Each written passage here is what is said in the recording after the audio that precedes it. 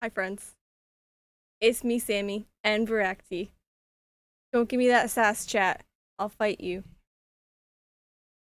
Hi Voraktee, how you doing? I'm doing well. I'm excited to talk about The Last of Us.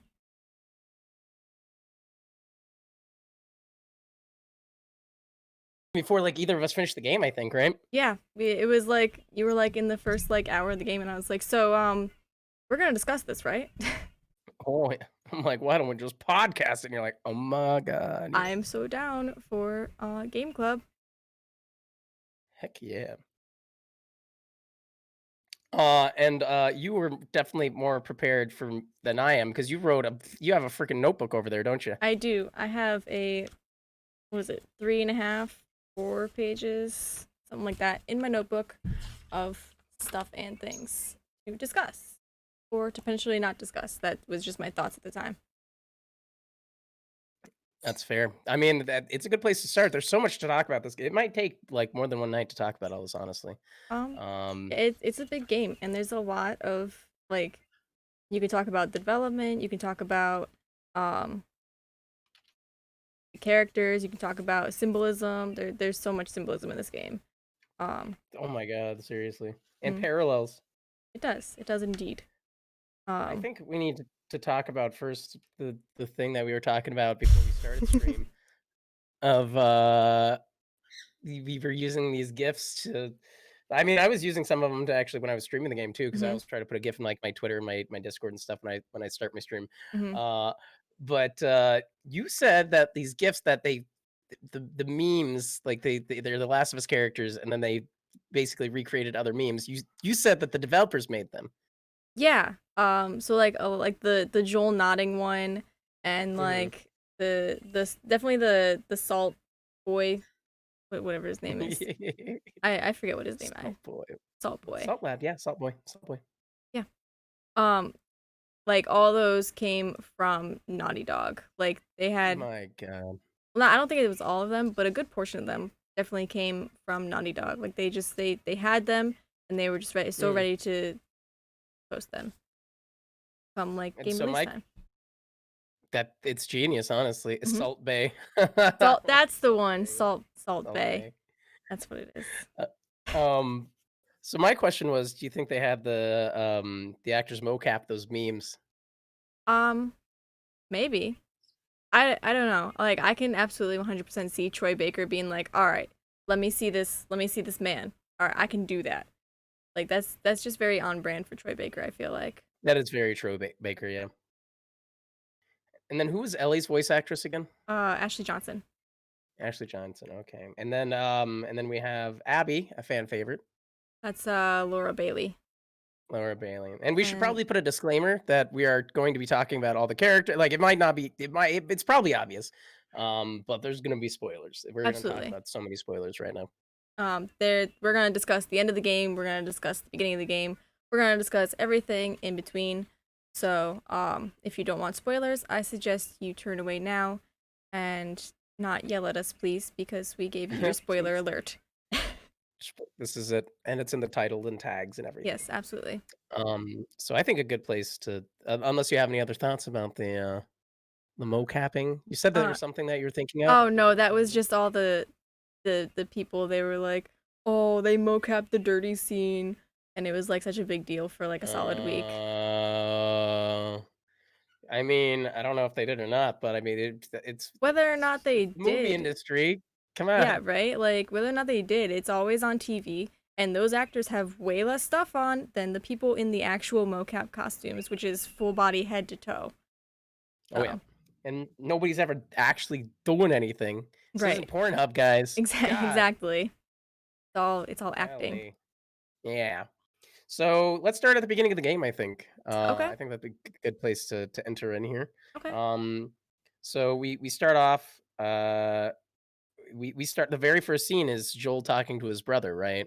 Yeah. Tommy, Hmm. about what happened at the very end of the last game. At least his version of it. Yeah. Which is a good recap for anybody that is Hmm. maybe entered in late or something like that. It's hard to like it's a new game. I guess there's some people you gotta like when you have like a narrative like this where it's a continuation of any kind of story, game or movie. You got to recap the last part, and I think it was a very it seemed like a very natural way of doing it. I think right. Yeah, absolutely. It was very I remember like playing through it and being like, "Oh yeah, this is actually like a clever way to recap what happened at the end of the last game because Hmm. if you're somebody who played it once in 2013, you're not going to remember exactly what happened at the end." So I definitely think that was a good thing. Also, this is going to Hmm. come up a lot, but the first thing that we see after like the opening like a Naughty Dog game, whatever, the first Hmm. thing that we actually see is a moth on Ellie's guitar. Right, right. And just to like jump to the end of the game, the last thing we see, same moth, same guitar. Oh my god, I didn't actually connect that Yeah, until just now. yeah, yeah. These are things that I wrote down. God. I was like, oh, because in the first game they did a similar thing Mhm, where the first time we play as Joel, we're carrying Sarah um mhm. through the mud in the woods and the city and stuff like that. Right. And the last time we play as Joel, we're carrying Ellie out of the hospital. Oh my god. And then after that, like on our way to Mhm. Jackson, we play as Ellie. So they did those parallels, which was really nice. Yeah, we were Ellie and Jackson the entire time, right? Yeah. Um, And, what's that? Leading up to Jackson, we were Joel, but after that, we were Ellie. Right, and, the scene between Tommy and Joel actually wasn't narratively, that actually happened somewhere in between the 2 games, was it not closer maybe to the first game than the second game, Yeah, right? yeah, Yeah. They pulled some good switcheroos, they in absolutely this did. game in terms of, timeline, that makes it seem pretty linear, but not exactly always linear. Yeah, it definitely like threw me a little bit that they did Ellie day 1, 2, 3, and then Abby day 1, 2, 3, and I was like, where was Ellie while Abby was here? Kind of Oh, deal. yeah. I had one of those math memes in my head. I was like, "Okay, so if we're here, this is day 2, it's just gonna be over there." Yeah. Oh my god, and the parallels from that too is just Mhm. awesome. Um, but, I think it's so interesting too where, and speaking of, out of order narrative, on purpose, when you're Ellie in her, like, her garage room in Jackson and, Joel comes in, like, I don't know, like, I think it's pretty obvious, like, you could feel something was off between them, Oh right? yeah. Like, something with they're not living together, first of all. You Yeah. think that in Jackson, they would be definitely living together. Definitely because Joel like has this like you go into his house after his unfortunate Mhm, death and you can see that he has mhm. the space for another person to live in there. Yeah, oh, yeah. And she Yeah, they gave chose him to a really nice live house. in the garage, like a separate entity entirely from his house. Mhm. Um, Was that a different house? A garage house, or was that his house? I think it was like on his property. Was it? Oh, okay. Yeah, but it was still like separate from the house. And they did that really well throughout the entire game. You could like feel the tension between them. Right, It right. was definitely different from the Ellie and Joel we knew from the first game, Oh my like god, right off the seriously. bat. Um, what is it? And then, oh, I guess that's skipping ahead. So you have Ellie, and then let's see, you go to the you're doing the patrols, right? Mhm. And then while you're patrolling, then you switch to Abby for a little bit too, right? In the same Yeah, game. and they did that really well too. Because at first it was like, wait, who is this chick? I remember talking to you about it. I knew that she was an important person in the game because on my metallic case, there's Ellie on one Right. side and Abby on the other. Right. And that's how I knew that she was important. But you didn't know that, and players who Didn't. didn't have the metallic case and didn't look at it, also wouldn't have known that. I wasn't sure how like I wasn't when I was first playing as Abby. I had two thoughts in my head. Like obviously, either she's going to the stories are going to intersect there, or maybe like they're trying something of fleshing out the world kind of bigger, right? Yeah. Um, of like they're telling a totally different Survivor story, in tandem with this one or something, which is right and wrong at the same Hmm. time. God. Yeah, you're kind of like, Yeah. who is this? Until she says we have to find them, or like Yep. something along those lines, and you're like, who's she looking for? Who are they hunting out here? Who's Who it be? Who Yeah. it be? Oh god, I and it might be pretty obvious, but I had a feeling it was probably Joel because he Hmm. ticked off a lot of people in that time He span did. where he was a Um, terrible person. One of my initial thoughts actually was that they were fireflies. Like somebody in my chat pointed out, Hmm. like, what if they were fireflies? Because I was like, well, maybe they were with David's crew, the cannibals. And then I was like, well, maybe it was a crew from Boston, or maybe it was somebody entirely, and they were introducing new antagonists. Um, Right, right. but it ended up being that it was Fireflies retired, and turned into wolves because that's just who they joined. Fireflies turned wolves. Yeah, during the loading screen, because you see the moths in the loading screen too. I thought Hmm. those were fireflies, actually. That's why I thought it too, and then I kind of looked closer to them, Hmm. and I was like, no, they're those are the moths. And What's that? I did a little research Oh, because okay. moths are a huge like motif that pop up constantly. Um, Oh, yeah. they're on Ellie's tattoo, they're on her Hmm. guitar, they're in every loading screen. That obviously Naughty Dog wants us to point towards something, and I found a few different things Hmm. that moths could symbolize. First of all, Hmm. metamorphosis, and like change in people, which I could kind of Hmm. see for the game because like Ellie changed a lot, Abby changed a lot. Um, but there's also the appearance of the white moth Hmm. is meaningful of protection and love. It could also mean that there are ancestors present. And I guess you could consider Joel an ancestor because the first time we see the moth is also the first time in the game we see Joel. Maybe they're trying to Hmm. connect them that way. Um, and also moths have been known to be feared and beautiful, which is I feel like what I'm looking for. I feel like kind of symbolizes Ellie a little bit because Ellie is Hmm. really pretty, but she's also really dangerous. Very, very dangerous. Yeah. So those are the things I found about moths. I feel like there might be more things that Naughty Dog was kind of trying to point us towards in terms of It's like possible, yeah. narrative, but those are the things that I found. I almost feel like it might be somewhat of a. I mean, those are all like it's all symbolism, but I think it could be more literal symbolism because like moths are very easily mistaken for fireflies, right? They both, they're attracted to the flame, right? Yeah. Um, so it could be kind of her symbolic nature of like, the fireflies were after me. Um, but I'm not a firefly. I'm a creature that's chasing this light or something like Right. that. But I'm something different, right? That does make sense. That's Um, did interesting. did she get the moth tattoo before or after Joel was honest with her about what happened? Um, I believe we see the beginnings of her tattoo Mhm. when she's at the dinosaur museum. Okay. So she chose it before, Joel dropped that bomb on her. Yeah, because I feel like for her to stay in Jackson, she would have had Mhm. to burn the bite, and um then the burn is kind of ugly, so why not tattoo over it? Yeah. Yeah. Chemical burn. Yeah, I like how, she was trying to be honest, yeah. about the bite in, what is it? In the basement? In the weed basement. Yep. In the weed yeah, that's right. That's a very important part to note, by the way. It was a weed basement There are where lots they of smoked a basements lot in of the pot. game. Okay, Yeah, specifically, this was the you're not this was the wrong. weed basement. And they had their little intimate moment and stuff.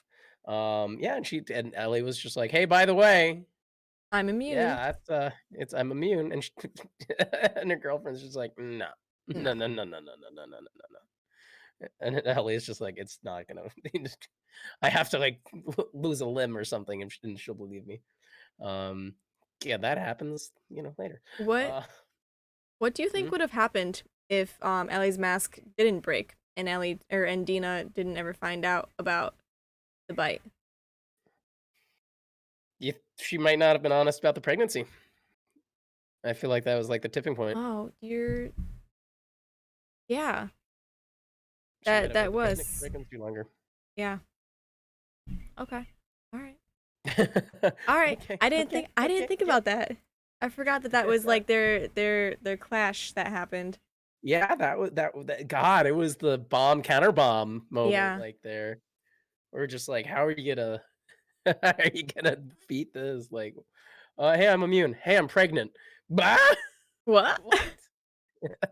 Oh my god. And then it was like a big like yikes forever moment when Ellie was like, "Well, you're kind of a burden now." I was like, "Ellie." Please Oh my shush. god. Shush. Old Joel rubbing off on her. Oh yeah, absolutely.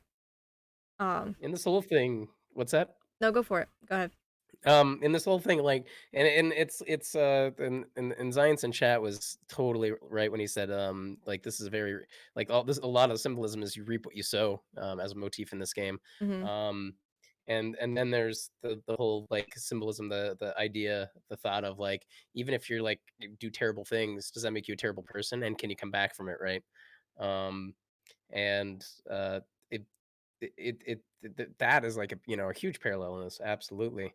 um and Joel, even after like Ellie, after he saved Ellie, like that doesn't necessarily make him like a like a good person still, right? Like, I No, mean, he did a really bad thing to save her. He did the Speaking at the end of the first game, he did a really bad thing for, I guess, the right reason. I don't know. I guess that's the best way that I could come it was say it. it was almost, it's one of those morality things, like the Hmm. trolley car moral practice, you know, Oh god, yeah. where you have one person on a track but you have five people on the other track, and you have a choice between the one or the five, but this person is Hmm. this and these five people are this, and there's no black and white. It's all gray. Oh, great, baby. Yeah. I Golly. feel like for Um, Joel, he might have chose the five people instead of the one person run over. and it, like, at what point? What do you mean? Like, Just in general? yeah, just in like that's his choice with Ellie at the end of the Hmm. first game. It was either Right. um it was either save her or save humanity, and Hmm. he chose to save Hmm. her.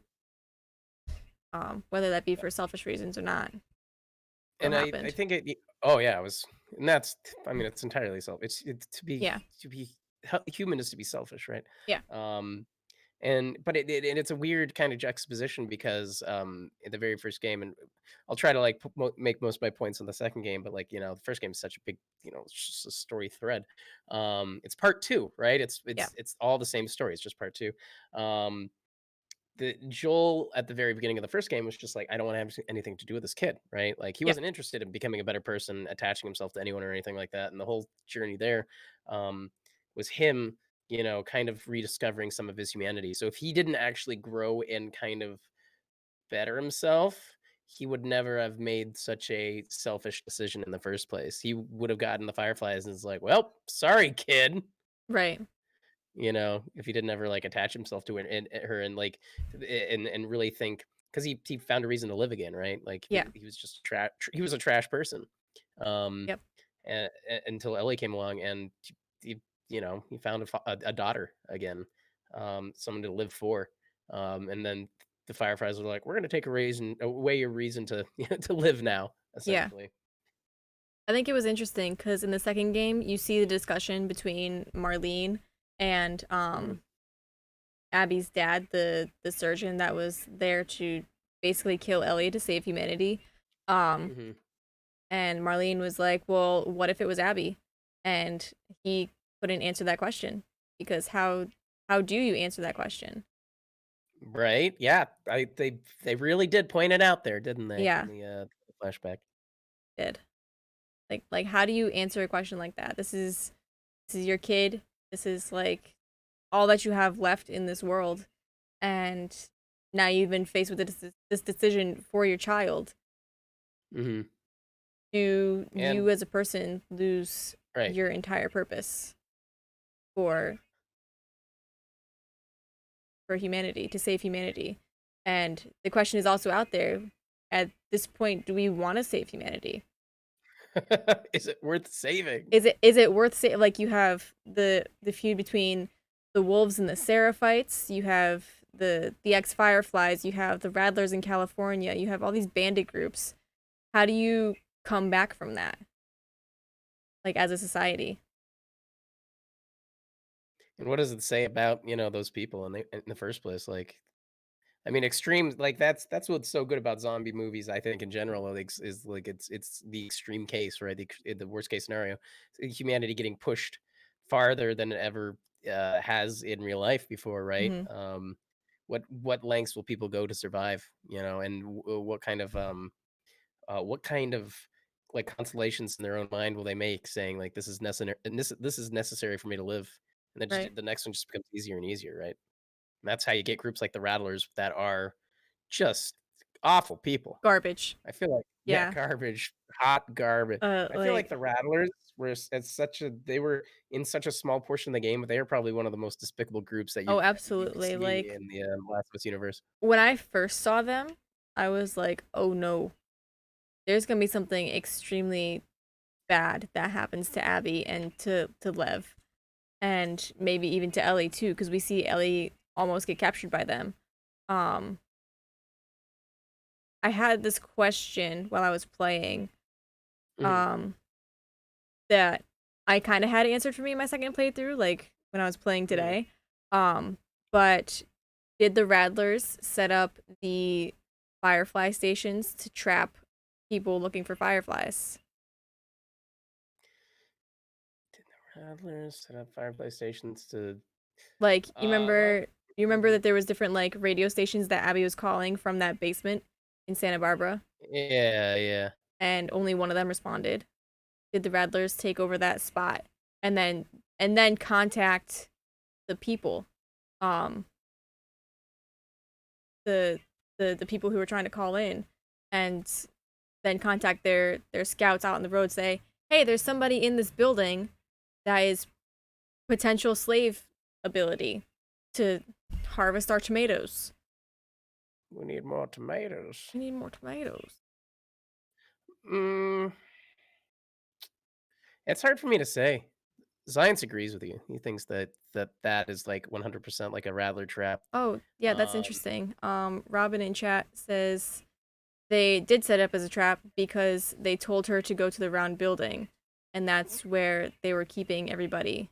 That was like all the people that were slaves, the Rattlers. wasn't that was that the same? Well, I thought because when you beat the game, you have like like there's the daytime nighttime screen at the main menu, right? Mm-hmm.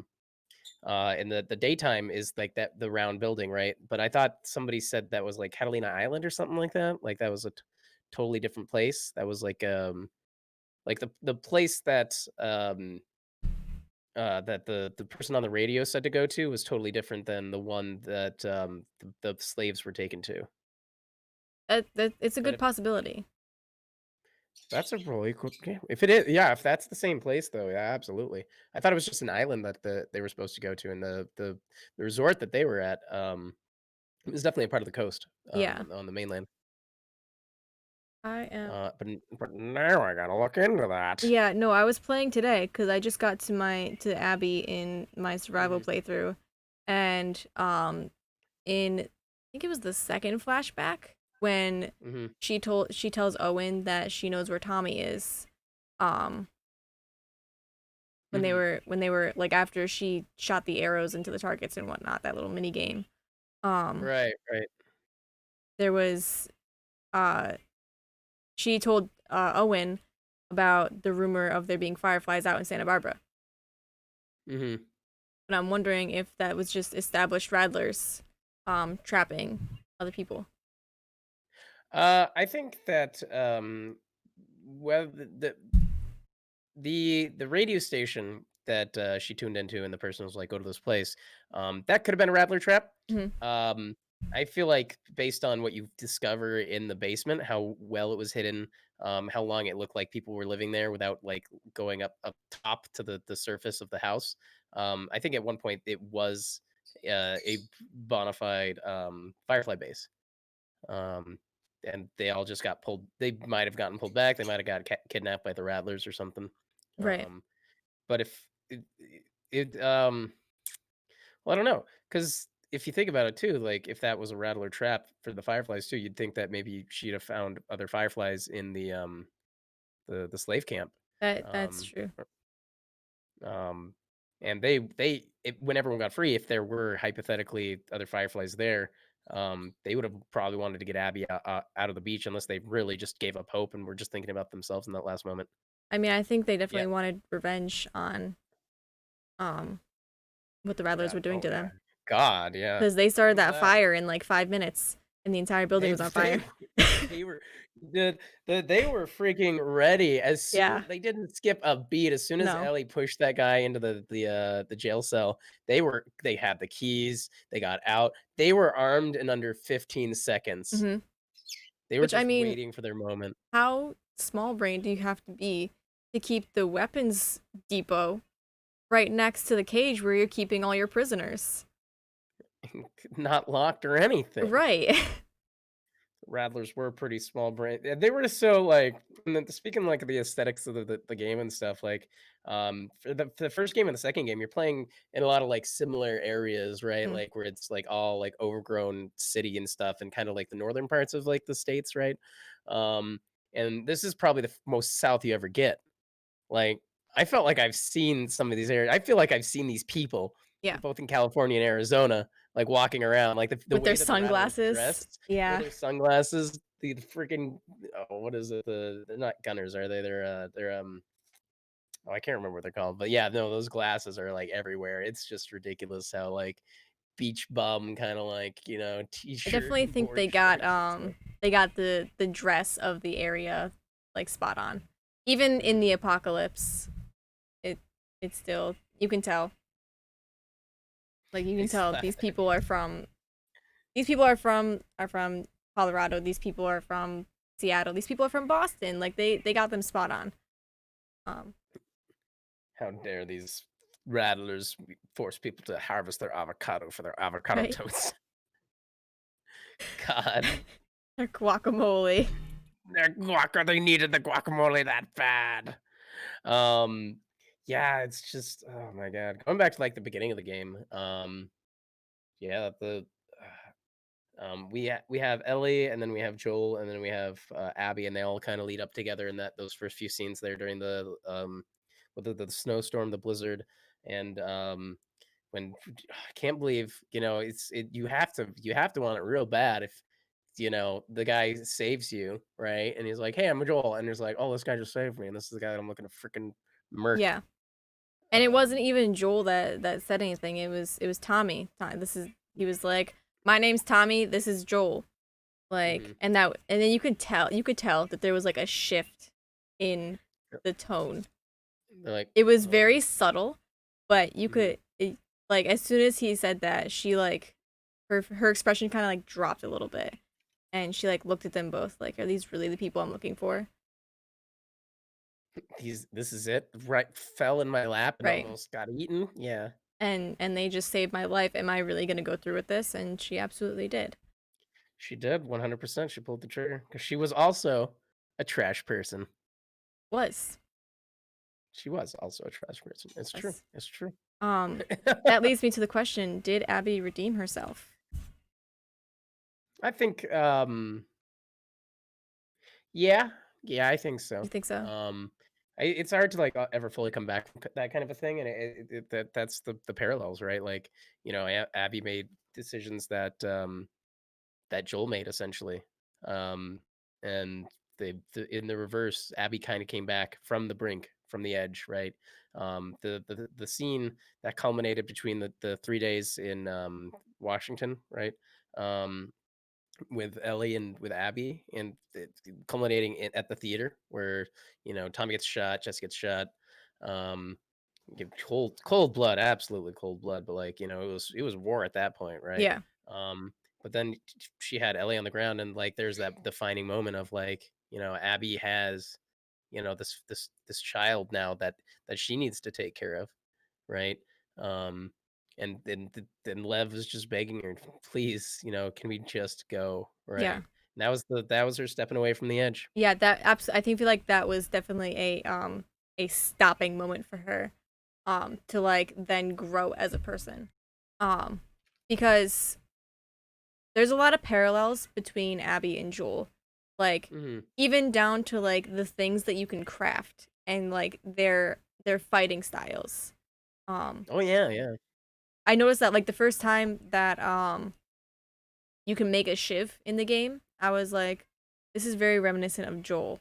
And like even just down to the way that she uses the shiv. Like they did that really well where it was a very clear parallel. Like, this is supposed to be how Joel was. And I think they were trying to like kind of draw attention to that. Again, very subtle, but still there. Even before we meet Lev. That's very true. And I like the juxtaposition between playing as Ellie and playing as Abby, especially like in the mechanics and what you can make and such. Because she's a shrimp. Mm-hmm. She has to rely on stealth and distraction Mm-hmm. and things to stay alive. And she is ready at a moment's notice to like shank somebody. Yeah, Whereas absolutely. Abby is just she's just gonna take him down with her freaking guns. Yeah. Abby's got the big arms, which honestly, She who does. doesn't want Abby arms? I know, Throw that right? out there. Seriously, holding Um, you from behind. but yeah, no, I definitely think that had Lev not cut Abby down from being hanged, that Hmm. that Abby would just be a different person. Because yeah, she shot Tommy and she shot Jesse and she, she did all these horrible things. Ellie Hmm. did so much worse. Like Ellie, I feel like Ellie, they almost wanted to like frame Ellie as an almost losing herself to the revenge kind of thing. Where Oh Abby yeah. Abby traveled to Jackson, she had one goal and that was to kill Joel. And that was it. Hmm. But Ellie was willing to go through all of Abby's friends just to get to Abby. There was a lot more depth there, and I There mean to was. be fair too, they all contributed in Oh the yeah, killing. absolutely. Yeah, Um, it was one person pulled the trigger, mhm. but they all They were all made it there. happen. Yeah. They were all there. And I don't think a single person from that group ended up living at the end of it, except for Abby, obviously, Yeah, which is boy, oh boy. ironic. It is, and it's one of those things. Life isn't fair, right? You know, she's the one that Ellie was ultimately after. But oh, and and it's interesting too because that I didn't really think about it, but you're right that her transformation, her change, really did start in the first few moments where Abby met Lev and her sister. What's her sister's name again? I always forget. Yara. Yara. Yara. That's it, Yara. Not YOLO. Yo ho ho. Uh, Yo ho ho, my arm is shattered. yo. I thought it was YOLO. God. Yo. Oh God. Oh, that was brutal too. Oh my God. You know what they say. Yeah. Her transformation really did start there because there's this and at the end too. First of all, when when Ellie is the one that cuts her down, she's just like she Mhm. doesn't want to fight, No. that's it. She's just like there are boats over here that we can take, that's it. But then yeah, she she saved or Lev and Yara saved her, and then she started having like those dreams, right? Like and dreams are such powerful symbolism in this Mhm. game for sure. um, to show like discontentment or where the characters were at and such. Um, because Abby had those dreams of like of being absolutely out of control in the situation, um, and thinking about right was Lev and Yara in some of those dreams? I can't remember exactly, but I know that there was related where she had the dream and she's like, I got to go back and find them and Yeah. help them out. I have no Uh, idea if they were in the dream. I don't remember. It mhm. was it's been a month since the game released, so it's Yeah, yeah, kind of just like back there now. But I definitely think that that decision to go back for them, especially because that conflicts with her entire wolf mentality, right. because it's like when you first are in the wolf fob and you first meet Isaac, the antagonist for the wolves, um Yeah, he's literally torturing somebody um within seconds of us meeting him. that And that does say a lot about the character. yeah, and as we're walking through to find Isaac in one of those torture areas, Abby goes, "With the day that I've had, I wouldn't mind a few minutes with some of these guys." Like That's true. that's like her Really mentality at first. Um relieving stress by torturing and beating an individual. God. yeah, it's oh my god, it was so heartbreaking. Uh-huh. Do you remember the cages with like the people in them? and you would get like Mhm. within feet of the cage and people inside would just scramble away. You freak out. Yep, yep, I remember that. That I was remember that very that was clearly. so like I wanted to puke. Like it was so sad and gross and just oh my god. Prisoners of war, but you Yeah. gotta ask yourself and both sides did really despicable things, that it's a very modern solution if you think about Yeah. it. The wolves are all very modern, right? Mhm. They're very you see people like that every day. This is the extreme of, like, modern society becoming military, not even military, it's wild because in the whole, Washington section, which city were we in again? I can't remember exactly Seattle. specifically, Seattle. In the Seattle uh, part of the game, um, you go through this narrative. You see the narrative, and there's a lot of narrative in the game of where of notes and such, right? Mhm. Of how the government were the ones that ran the place, but this is a total. This was a rebel group, right? In It the yeah, it was like the original. Fireflies. Like the Fireflies were Mhm, also a rebel group. Um, who who just kind of the Fireflies fell out because they lost all hope. Um, it says that in the hospital notes when you're playing as Ellie and going through. mhm. Um, that it was like I can't believe we're disbanding. Like just because this one thing happened, we shouldn't give up hope. But unfortunately, that's what happened. But yeah, They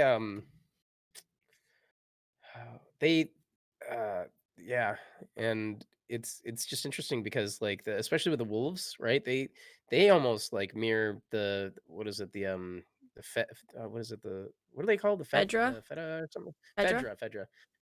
They aren't much different. I wonder how like if Fedra was still in control Mhm. during during the Seraphite, incidents, like how they would change, like how they react, how would Fedra fare against the Seraphites? Would they say like these are still cultist extremists? Like would the same narrative essentially have played out, or Right. because Fedra has um as despicable as people find them in the games universe, like they still had kind of governmental standards, right? Mhm. Like it's hard to say, but they might not have tortured people like the wolves did because the wolves were living a kind of a society of like what you do what you need to do to survive, right? Like that's their mentality, and they even got so bad as to kill strangers on sight with um how they're like we just can't trust anyone anymore, Right. right? um Even though they used to take people in and they have so many people and they have a thriving society in the stadium, um of people just living life, right? Like they had um farms, they have like entire mhm, stations dedicated to cooking all this food. Like yeah. it's a really well established thing. And So how would have that's not even like their main base. Like this the stadium was like off um of the fob. It's true, and so they were just so militarized, right? Yeah. How would have Fedra handled the situation? You think it would have been the exact same, or do you think they Well, would have? it's interesting because I drew this parallel while I was playing like a few days ago. Mhm, That the feud between the wolves and the Seraphites is very similar to the feud between Ellie and Abby because there's a lot of back and forth between the two. Like there's like this conversation you can listen to where I think it was Manny. Manny was talking to Abby mhm, and it was like, well, these scars did this to our people. That's why they died. But then I think Mel mhm. jumped in and was like, well, that's because this happened. And then Manny was like, well, that's because this happened. And it was like just a lot of back and forth. And I don't know that how Fedra would have handled it, but I definitely don't think they would have retaliated in the same way because they did have a Oh yeah, truce going. There was a they lot of did. talk of a truce, and we don't actually know what happened to that truce other than um the Seraphites might have just like left their island, which an island can only provide you with so much. Maybe they ran out of supplies, maybe they needed medical Mhm. attention that they couldn't provide elsewhere. You never really But know. but it sounds like the wolves in terms of the truce, the wolves pulled the trigger first, didn't they? Oh yeah, I think so, absolutely. I think that was agreed on both sides, where somebody like screwed it up on the wolf side. Yeah. Um, And one of the things that I was going to mention is because you were saying how horrifying the treatment is of the Seraphite prisoners. Um, like we get to see what the Seraphites do to their own prisoners, Hmm. and like a death of hanging and disemboweling. Is that better, worse, or just another flavor of horrid in terms I think of it's people you capture? Because they I don't take prisoners, right? They don't really take yeah, prisoners. no, they're I think again, it's one of those no black and white shades of gray kind of deal, Hmm. um, where they're both just doing horrible things to their prisoners, and you have to ask yourself, is that because they know that the other people are treating their people the same way, or is that Hmm. because these are their beliefs, or what is that? It, like where does the disemboweling come from? Where does the torture come from? Are they just shitty people? I think it's very biblical. I think that I mean that's the they just suck. Just Um, suck. they just suck. I mean it's clearly they're like religious cult and stuff like that. So everything they do is very biblically based, right? Like their leader I, she said she had a vision from God, and it's also interesting to point out that I think Lever Yara mentions that that the cultists didn't get so extreme until their leader became a martyr, right? Mm-hmm. And then It makes me, you have mhm, Martyr's Gate where yeah. people keep going to. I have another person in chat that said they thought the truce existed until the wolves killed the leader who became a martyr. So was that like the tipping point? Did somebody go out and kill their leader and break the truce? What? Yeah, that's a really good question. Well, so like, I don't know if we ever had that accurate of a timeline of events. From what I gather is they did manage to capture the leader, right? Yes. May she protect us. Mm-hmm. And Martyr's Gate is what I assume is the place where they killed her. Mm-hmm. Is what I'm thinking, right? Yeah. They killed her in that van, which is why they line it with everything. And there's a really nice little like just a subtle clip from Abby when you're approaching the van is like I thought we just cleaned this like a week ago or something like that, Mm-hmm. meaning that they flood here and they keep praising her, honoring her, enshrining where she died. It makes me. I'm just really. I don't know if that particular incident. That's where the tipping point was for sure. But they had to have. I think the incident where the truce broke was most likely um, before that. Oh yeah, Um, probably. yeah, and I have to wonder how did they ever capture her in the first place? Wouldn't you think that she would be on the island like at all times? And they would. They don't have a good track record of being on that island. That's for sure. No, absolutely not. Um, but yeah, I don't think we ever actually know, like, because we get kind of two sides of the stories. Like we get the wolves and then we get the Seraphites where we're kind of invading both areas. But we never get like a solid answer Mhm. because they're both just so believing and like their side is the correct side. Ours is right. Hmm. Yeah, exactly. Because you get the Seraphites who are so like believing in this woman who is now this martyr that they worship, and the wolves are just believing um in their own rules and their own lifestyle because Hmm. that's just that it worked when they took over Fedra. It worked when they took over all of Seattle. Um, so why won't it work when dealing with this new group that's invading their lands? Boy, oh boy, the overarching story for that is just wild. It really It's is. fun that we get to to see it at such a melting point. Right. Horrifying, but God, I think it um, adds another like yeah. really nice layer of like Hmm. things happening in the background because Hmm. in the first game you get so many different factions that are feuding. Um like you get the cannibals and you get the Fireflies and you get the Fedra troopers in Boston and there's Hmm. so many enemies that it's like really hard to keep track of. But I feel like in this game they kind of like really narrowed that narrative to three factions: the Seraphites, the Wolves, and the Rattlers, which is That's really true. nice. That's fair. You don't see a single Fredra dude in this entire game, do you? No, no, you Not a do living not. one. That's neat. That's actually pretty neat. Yeah, not a live one. They're all skellies, but yeah. They're all skelly boys. I love some of their backstory too, or some of them are like, like what is it? And there was like this whole like little thing where like they had like the rabbi, right? When you go into the oh shoot, what's the building called for The the place mosque? of worship? Is it mosque? I think it's mosque. I'm not sure. Boy, oh boy, am I not religious? Yeah, um, same. uh, but The the Jewish rabbi, temple. Yeah. yeah, the temple. Um, and like they're the religious group there was totally with Fedra. Like they're like, Mhm. thank you so much for escorting us. Like the Fedra went out of their way to help um his people move, and the rabbi, the leader, was just like left a note saying thank you so much for your kindness. So it's interesting because um there's just so many different kinds of people in every location, right? Like maybe the Fedras in that area were honestly trying to do their best, and things were just getting more wild and more wild. Um, and then like a lot of civilians too. Like, can we get a shout out for what's his name? The archer. What's his name? The German archer guy that you Oh my find. god.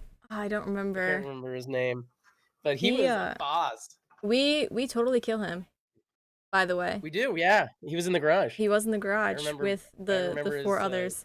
Oh, the synagogue, that's what it is. the synagogue. Thank you, Yeah. thank you, synagogue. Yeah, I wanted to be Yeah. accurate. No, we totally kill him, Um, which I feel like is yeah, ironic it is. You because said there was others though, or something? there's four others in that garage. There's five total zombies, and what's ironic about Mhm. it is I'm pretty sure he's the one that's a clicker, and he's the number one clicker killer in like their little Ooh. settlement. Do you remember? Because the note from his kid Mm, was the that's number one clicker right. killer. And I think I he's the one that's the clicker. He was the one in well, I mean, I only remember one in the garage. I think remember a bunch in the house, right? There's so like you move the dumpster from the garage Right. door, Right, and right, right, right. you kind of hear the infected inside there, and Mhm. I know for sure that there's five zombies because I had to count them. Um, I had to. And one Mhm. of them is a clicker, and I remember having to count them because in survival mode you got to count your shots, and so Right, right. there's definitely five, and Mhm. um, I just threw Molotov in there. But yeah, and it's the is it the guy whose daughter ended up getting killed by the wolves, and so he like wanted revenge, and so he locked them Yeah. all in the room with him, um, with all the spores, and they all watched each other change. Oh, dang, I didn't get any of that. I think I missed that Yeah, note. there's like one single note. I don't remember what it is, and I didn't find it myself. I was watching a YouTuber playthrough, but yeah, Oh, dang. I wanna get that clip out now. Golly. right. The dumpster fire. It was a dumpster fire. Yeah, just boom, whoosh, Um, yeah, Foosh. whoosh. He had a great setup though. That's the whole narrative that you find through the various notes and the various parts of the game is just so interesting. You get notes of like people near the beginning that you'd expect to see, like, hey, come find me here, come find me there. hmm Um, just little snippets of people's lives as they're passing through different areas and stuff, leaving notes for each other. There's There's the Jules messages that you see all throughout. Is that the subway system one? Yeah, That's what I where was thinking. the guy is like, there's this scar or this Seraphite named Zachary, and he's putting so much hope in me. I hope you find me here. And as we're playing as Ellie, we find we almost like follow their path Hmm. until there's like one final note. Don't remember where it is, but there's like one final note where it's like Hmm. Zachary is dead. I'm going to the Seraphite Island to join them. But that's like I like that whole like how they're putting notes out there, and then there's like the whole like Uli, forget the other people's names, but like Uli and his group, with like the Love. daughter and stuff. I Hmm. like the storytelling through the notes. Me too. I Me think too. I think they did that really well. It's all very natural too. Mhm. It doesn't seem too contrived, because you can get yeah, a lot of time you're like, well, why didn't we just talk in person, and then you didn't Right. get any of this, but people get separated. This game goes to show like people get separated and stuff, right? Mhm. And yeah, that's true. And then I one of my favorite notes in the game is just I don't know, it just sticks with me. It's in the subway where like um you're in one of the cars and there's just a dead guy there, like a skeleton, and somebody left a kind of a journal note where it's like, we have like have an angel watching us tonight, or somebody like one of the previous residents is watching over us Yeah. as we sleep. Um I think and that was one of that's the just Jules it's notes, but interesting enough. yeah. Yeah, I think so. Now, was that the same person, like, they when you go farther in, like, they left, like, a huge old, like, supply chest, and it's like, "I bet you can't remember how to get in here." You don't I you have to not be a dummy or something like that. I thought it I was I there's so much don't sass in know. that note. I don't know. There's a lot. There was a lot. Yeah. Um and no, they definitely like they definitely upped their skill in this game like 100%. Um I think like the first game is obviously really emotional, right? But Mhm. I feel like what's that word you use? Agency. I feel like Agency. I Oh, feel like yeah. the sense of agency that Mhm. this game gives you is major. Um It's a yeah. Oh, yeah. I remember you failed the last fighting scene quite a few times because Hey. I feel like no, like I wanted to fail it a lot too because it was like I remember like pressing square and feeling like my controller was on fire because like I didn't want to hurt anybody and they could have very easily made it into a cutscene, Mhm. but they didn't. They chose not to, yeah. They They put chose it in not your to. hands. And Yeah. you just you're sitting there and you've seen both of these girls' stories and you've seen them grow and develop and change. And I think it's awesome how at the beginning of the game, Mhm. after we played through Ellie's Day 3 Seattle and then switch over to Abby, the first time I played Mhm. through, I wanted to race through Abby's section as quickly as I could because I didn't Mhm. want to play as Abby. But now I'm finding myself like in my second playthrough, not only being a loot goblin because again you have to, um, Yes. but because I know I missed a whole lot, um, not playing Oh, as because you because I wanted to rush okay. through. Um, Right, right.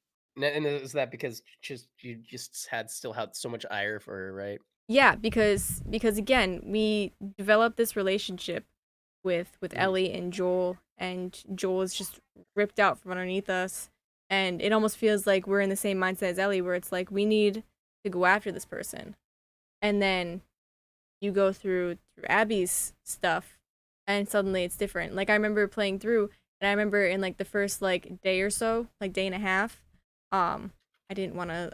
I wanted to just kind of speed through. And then I Mhm. as like it progressed, I found myself going, no, like I was rooting for Abby. And I think they did like the writing beautifully for that. Yep. Yep. It was absolutely Um, beautiful.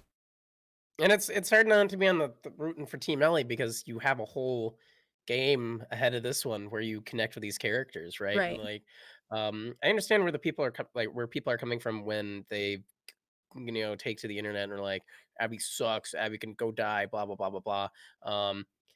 But they're definitely missing the point here. Absolutely. Um, and it's never a good thing because some people are giving like legitimate like hate and death threats to like some of the developers and Uh the voice actress. yeah, Neil Druckmann and Laura Um, Bailey mainly are the two that were like the center of the attacks.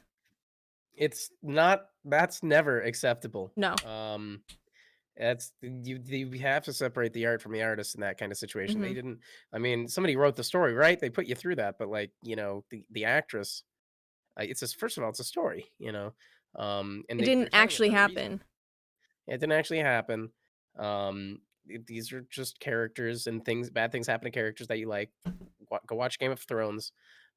um, Nobody wants to destroy J.R. Martin. Right. Probably, I don't know.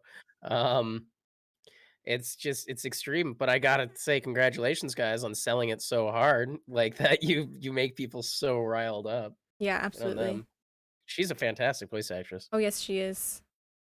She's very believable. There's a lot of points where she could have easily made the tone different, but she chose Hmm. a specific way she spoke, and I feel like it really just like resonated with Abby's character. Hmm. Um, Especially when talking to Lev first, like when she Hmm. first meets Lev, and then they have Yeah. like that moment where it's like um where they have to fight through all the seraphites and all the wolves together. And there's that quote that just like hits me so hard. It's like Hmm. Lev is just like, "You're killing your people," and Abby immediately, like without a second in between, without missing a beat, she goes, "You're my people," and I was like, I'm my feeling it now again. heart. Like I just got goosebumps. it was immediate, and I feel like she did that Oh, really well. She hit the nail on the head with that one. oh God, I'm gonna cry again. Golly. Uh, um, and it's understandable too that you wanted to speed through. I mean, that's a logical, sane, reasonable reaction where you just got done through like one of the climaxes of the game where Right. Abby comes in to the theater and just caps people, right? And you Yeah. assume like Tommy's gone. You assume Yeah. like both of them are just Tommy's gone. gone and Jesse's gone, and you don't see Mhm. Lev at all You in know, that was also clever framing. yeah. That was very clever framing. Um, on Naughty Dog's part.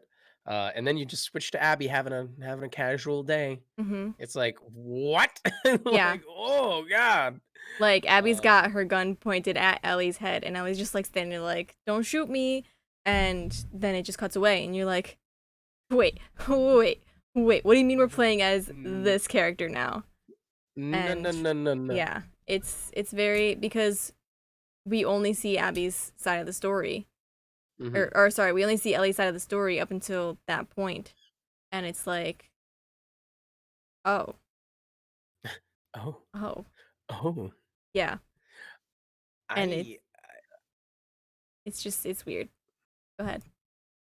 No, I was just gonna say, like, it's ballsy of Naughty Dog to, like, do something so emotionally jarring. That is emotionally jarring to have somebody, like, to see 2 people get taken out that you care about, Hmm.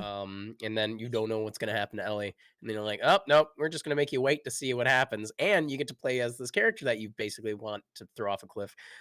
Um It was so ballsy. I am glad, despite how much my chat made fun of me for it, that I took my time throughout the entire game, and um, I really sunk into Abby's section Yeah. during that part.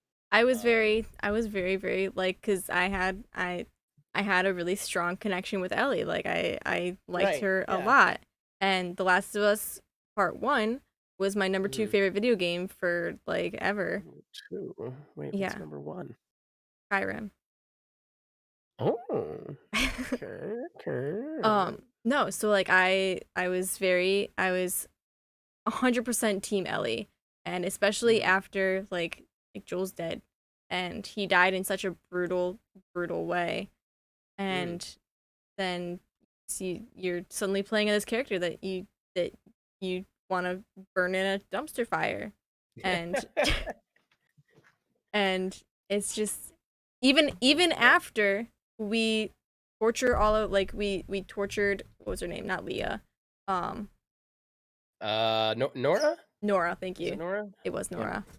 Nora. Like Tommy took out Leah and Danny, and um and then the guy that Ellie cut, we end up killing him, Mm. saving Dina, and then we torture Nora to death, which Yeah. is again that agency where you're just Yeah. you're sitting there with Ellie looking all angry, holding this pipe, waiting for you Mm. to press that button. She ain't gonna do it until you till you make her do it. Yeah, that Right. I think that's when I first used the word when I was streaming and you were there. I think right. Yeah, Um, where the agency is it's a great word. it It is. might be a little ambiguous for people. Agency the word agency is how a particular person affects the world around them. Hmm. So for a video game, and you have agency in your life, right? Like everybody has agency in their life. If somebody ties you up, you have very little agency, like physically, right? But you still have your voice. That's kind of an agency. You can try to affect somebody with your voice. Please don't get tied up. I hope. Anyways, moving on from that. So in a video game, you have cutscenes, and then you have gameplay, and then you have mechanics while you're playing a game. Um, and like the things you can do, you can make pipe bombs, you can set traps, you can throw bottles and bricks to lure people away or lure them towards you or something like that. These are all points of agency, Mm-hmm. modes of agency for a character, for your player. Um, and so when you have these cutscenes, when a cutscene takes away your agency completely, right? And generally speaking, unless it's like a quick time event, sort of a cutscene sort of thing, you have some agency to keep the story going, but you don't get to choose where the character is going.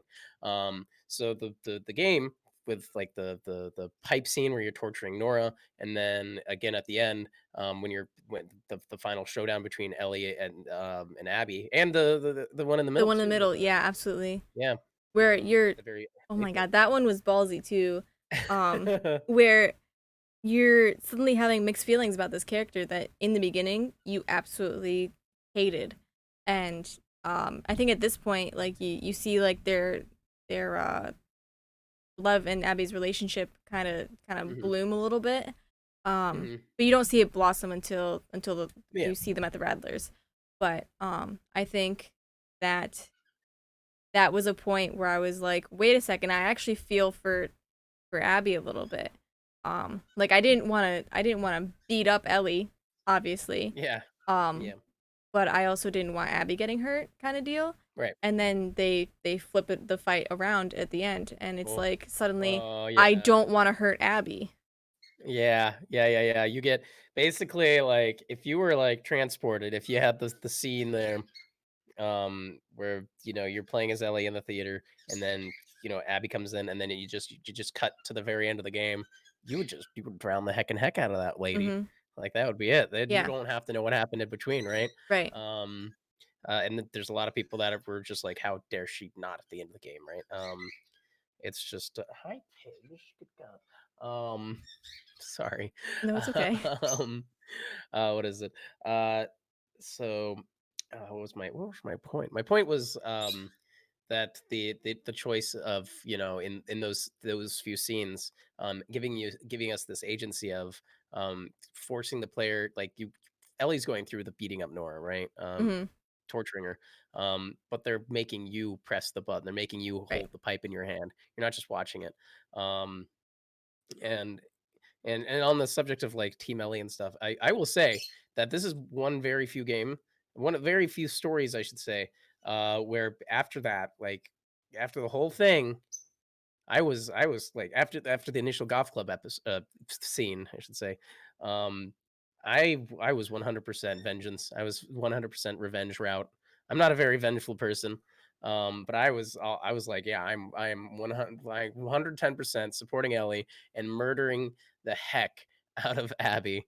Right. Um, and that's absolutely powerful. And the fact that they bring you back by the end of the game, wow, just wow. It's the writing and just like the decisions they made during the Hmm. game was just like amazing. Um, because like how many things can you think of where it it very clearly shows you in the beginning, this is your Hmm. antagonist, this is the person you should hate, and then at the end of the game you are crying your eyes out because Yep. you are killing that person and you don't want to. Yep. Yep. Yep. Like Yep. how Yep. explaining it like that is so like twisted, and I feel like if you told me in the beginning that I at Mhm. the end of the game would not want to beat up Abby, that I would think you're freaking insane.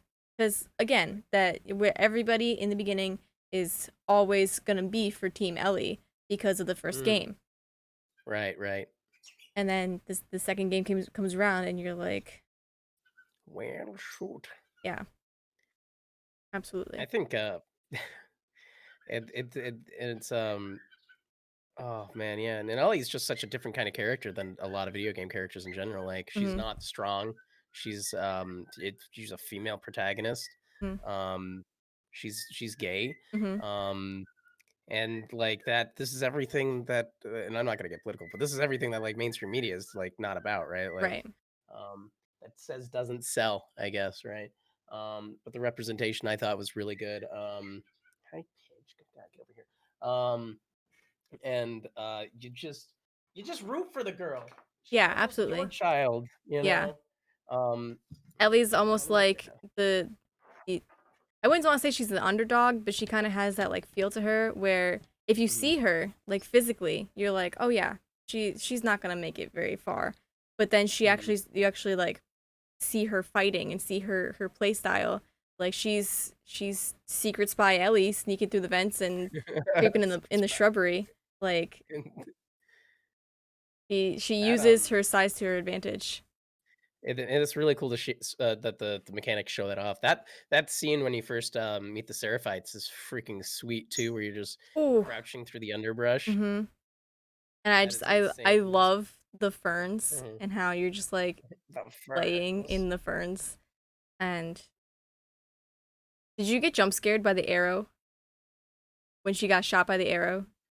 I think my chat can back me up by saying that I was a tough tootin' boy for most of that game, and I probably didn't get scared by the arrow. Oh yeah, no, you definitely didn't get scared by the achievement either. I'm not used to PlayStation, okay? Funny. I'm not used to the noises. Yeah, I got scared one time by an achievement, and nobody is ever gonna let me live it down. It was tense. It was an arcade. You're in an arcade, and I just knew something bad was gonna happen. I just saw some guy on like an air hockey table. His face was beaten in. I was like, Yeah. "There is something not right here. It's quiet, too quiet." I think he took a little more than an air hockey puck to the face. Yeah, yeah, yeah. He got pucked. He got He pucked got real bad. fucked. Um, I think we should go into side characters a little more. Yes, Um, please. because I have this one note that I really want to talk about, and Yeah, that's let's what do it. Dina represents to Ellie. I don't know if Dina really counts as like a Ooh. side character because she's kind of like a main character for a little bit, and then she kind of like Hmm. goes off to the edge. Um, but Yeah. what do you think that Dina represented to Ellie? What do I think that I think ooh, that's tough. Because here's the thing too. Here's how I knew that like we weren't I mean, obviously there's still more game to play. Uh but here's how I knew that the the feud wasn't over between Abby and Ellie is because Dina was talking about like what she wants to do to like quote unquote like just live out her life is she wants to just live on a farm, take care of some animals, live on a farm, just somewhere nice and open and stuff, and just not worry about the craziness of the world, right? And so when you flash forward from the culmination of the theater scene, you have a farm, you have a Right. baby, you're living nice, peaceful life, and that's kind of what Dina represents, like letting go of the past and kind of looking towards the future of a future of peace, of kind of normalcy, of not fighting all the time, of just being peaceful, being at peace. So Yeah, that's kind of what I get from the that's character. that's also what I was getting. I wrote down that she Mhm. represents family happiness and a happy ending. Um, Mm, but because of what Ellie decides to do, she loses that. she And does, yeah. I kind of brought that back around to her choosing revenge over happy Hmm. ending because at this point, Abby has given up in her quest to kill Ellie. Like, Yeah. and it wasn't even her quest. She was just trying to defend herself, and then Ellie went around and started killing her friends. And She then didn't even realize it was Ellie at first. She thought it was Tommy it was mostly. yeah. And then I did she ever realize that it ended up being Ellie? Um, Do we I know? think I'm not really 100% sure, but it seemed like they had this one point where like, you killed my friends or something like that in the Yeah. basement or something. Um, so she figured that she might have had like a part in it. But it seemed, I mean, considering Tommy was, whenever you're on Abby's side, Tommy was basically a Navy SEAL. Hmm. Um, with how freaking scary he was. Oh yeah, Uh, absolutely. Especially in the it seemed sniper like he was doing scene most of the work. where you're Mhm. trying to like run through like the open Yeah. highway and then into Oh, the that was parking intense. garage and That was intense. you're just being constantly sniped at by Tommy's like 100% accuracy. God, he is a freaking beast. Yeah.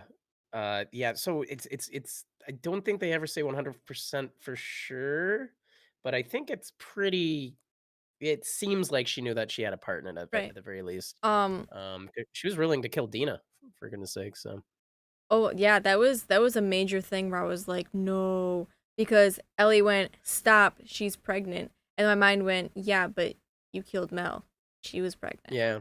and Yeah. then my mind kind of went, but you didn't know she was pregnant when you killed her, and Mhm. Ellie killing Owen and Mel was mostly out of self defense. I think she did intend to kill them at some point, but she did the whole like you point on a map where Abby is, and you point on the map where Abby is. If you're right, I let you go. If you're wrong, I kill you, kind of deal. Um, Yeah. but because Owen attacked Ellie, and because they both kind of ganged up on her, she had no choice but to kill them. Yeah. Um, but I think it says a lot about Abby's like snap. Um, when she's like seconds away from killing Dina, and Lev goes, "Abby, stop!" And that was like her point of like, what am I doing? Yeah, coming back from the edge, Yeah, metaphorically. yeah. Um, Um I I also think you'll like this thought that Yes. I have to give a shout out to my girlfriend Jay for saying Tommy is very Uh, representative of Ellie's guilt. mm. Yeah, yeah, yeah, especially in the second part. Mm-hmm. Especially like it's really funny because at first Tommy's like we're gonna go kill Joel, or we're gonna go after them, right? And well, no, sorry, Ellie's like that, and Tommy's like, I don't know if Maria will let that happen, and Tommy's very like hesitant about it, but then he ends up leaving anyways, and Mhm. then like he goes after them, and then the only reason Ellie and Dina are allowed to go is because Maria's like, bring Tommy back home, Mhm. and then we see Tommy once before he's shot and we think he's killed. Like Tommy and Ellie together, where Tommy's like, Ellie, like it was in the aquarium after Ellie killed Mel and Owen, and Tommy Mhm. was like, come on, let's get out of here. Um, that they deserved it and whatever like that. And then after he got Right, shot, yeah. there there was a very dramatic shift in Tommy's demeanor, right? Mhm. And my chat was telling me like I could have been brain damaged because he was shot in the head. And it yeah, I don't know. Um, I don't think so. I don't, I don't know. But he's like, what are you doing out here when those killers are still out there? Like, you didn't finish your mission. And I feel like that just kind of like sent Ellie over the edge because she was happy, She mostly. was, yeah. She was mostly happy She with Dina, despite like she's her got a like ton of PTSD. flashbacks, yeah, and stuff like that, despite her PTSD. Which is weird because we only ever see her have PTSD about Joel and about not torturing and killing other people. But that's besides the point. Um, despite her having like these panic attacks, um, Mhm. and this like living in constant misery because she's living with this guilt that she didn't Right. fulfill her promise to go Right. with Joel. I think Tommy was like popped up and like triggered that guilt again because when she sees Tommy, she thinks of Joel, Yeah. How could she not, right? right? God, Tommy is a Tommy's a great character of where he didn't exactly he was in between. I don't remember much of him from the first game. I won't lie. He Um wasn't in the first game very but much. yeah, he wasn't in the yeah, okay. But we know he's a Firefly. He was an Hmm. ex-Firefly. He's one of Firefly's best. Which is interesting that I guess they were in different units, but it was interesting that there wasn't much interaction between Tommy and Abby in terms of like Fireflyness. Um, but I guess there's just not opportunity for it. If it was a little, it would have been a little extra, I guess. Um, but he never experienced like the same kind of change that Joel did. Right. He didn't experience the same kind of loss either. I don't think he like had a daughter to lose or anything, right? No. Like he was just kind of He believed in the Fireflies, I suppose, for at least a little while, but the fact that he chose, at least and correct me if I'm wrong, but like in the like in the first game, like he chose Joel over like the Fireflies, right? Hmm. Essentially, like, because to him, family is everything, right? Right. Blood is thicker than water and all that. And so like the fact that like Ellie would be the only one to be able to avenge Joel, and Tommy gave up his life for um for Joel, essentially. Right. Um like he's bitter. He's so bitter. And it's really interesting narrative in general, like in lots of shows and stuff where like um you stick to choose with family even though sometimes they bring you down, right? Right. You have so much potential. But fa- because there's this kind of precedent that family matters more than anything. um you you kind of let that consume you sometimes. You kind of like have to heed, a lot of characters heed that, and people in real life heed that too. It's a very real human thing, right? um so yeah, I think your girlfriend's totally right. That's a remarkable thought that that Tommy, especially in this game, represents that kind of guilt, um, that she just can't let go of. Right. Kind of combined with like the PTSD and once again, like we have the dreams when you're Abby, right? Hmm. And you see like the really disturbing dreams, and then at the very end when she kind of finds some peace through helping Lev, a very nice dream. She gets to see her father in kind of like a good way again, right? Yeah. Um, and we see the juxtaposition of Ellie in the barn, and she's like she goes through an episode, and she experiences her own dream, and it's just so traumatic that she's like, I have to, she's compelled the same way that Abby was, Yeah. that these symbolic dreams pushed her, along with Tommy for sure. And it's speaking of kind of like those moments too, like these mental images and stuff, like there's another one that it leaves a lot to interpretation at the very end of the game, and I'm curious what you think. Where there's that moment where Ellie wins, and she's got Abby underwater. Abby is emaciated. She doesn't have her Ronda Rousey arm cannons. Hmm. She's weak. She's tired. She just wants to get out of there. Um, and she loses, and she's about to get drowned by Ellie, and then Ellie sees Joel, but she doesn't see him in pain Right. or being beaten. She sees him sitting on the porch in those moments where I'm pretty sure it's the same scene, right? She approaches him and says, um, I don't know if I can "Well, you forgive get you, but stuck. I'd like to. Yeah. Yeah, I don't know if I could forgive you, but I'd like to." And she sees him then at that moment, not in any of the pain. Because if she saw him in like the moment where Abby did the thing, she would have gone through. But for some reason, her mind got triggered to that moment. So why do you think that is? Um. So right before then, that's when Hmm. Abby bites off her pinky and ring finger, Yep. Oh, my and least favorite part of the entire game. yeah, that was gross. Um, I think the guitar is very, very, very representative of Joel. Hmm. Because almost every time we see Joel, there's either a guitar in the scene or Hmm. we see a guitar just before. It happens in the beginning of the game. It happens before when we see the dinosaurs. It happens in the theater. The only time it doesn't happen is when Ellie Hmm. goes to the hospital to see what happened to the Fireflies and get the truth from Hmm. Joel. Hmm. That's the number one time that it happens. And so in every other scene, we see Joel either with a guitar or there's like a guitar within like 5 seconds of us seeing Joel. And Interesting. Yeah. I think that the guitar definitely represents Ellie's like almost final connection to Joel. Hmm. And so it's her fret hand that her Right. fingers get bit off. And at the Hmm. end of the game, she can't play Joel's song anymore. So That's the hardest part for me, yeah, honestly. that it was so heartbreaking. So I think that Abby biting off Ellie's fingers made her realize that, oh, this is pointless. Like this isn't what Joel would want. And um Hmm. I definitely think that Abby or not that Ellie makes that connection where Abby is similar to Joel. Especially when Ellie sees that Abby has Lev to take care of. I think it's just like a flood of emotions that happens that Ellie kind of makes that connection where where Abby and Lev are very similar to her and Joel. Like, Mhm.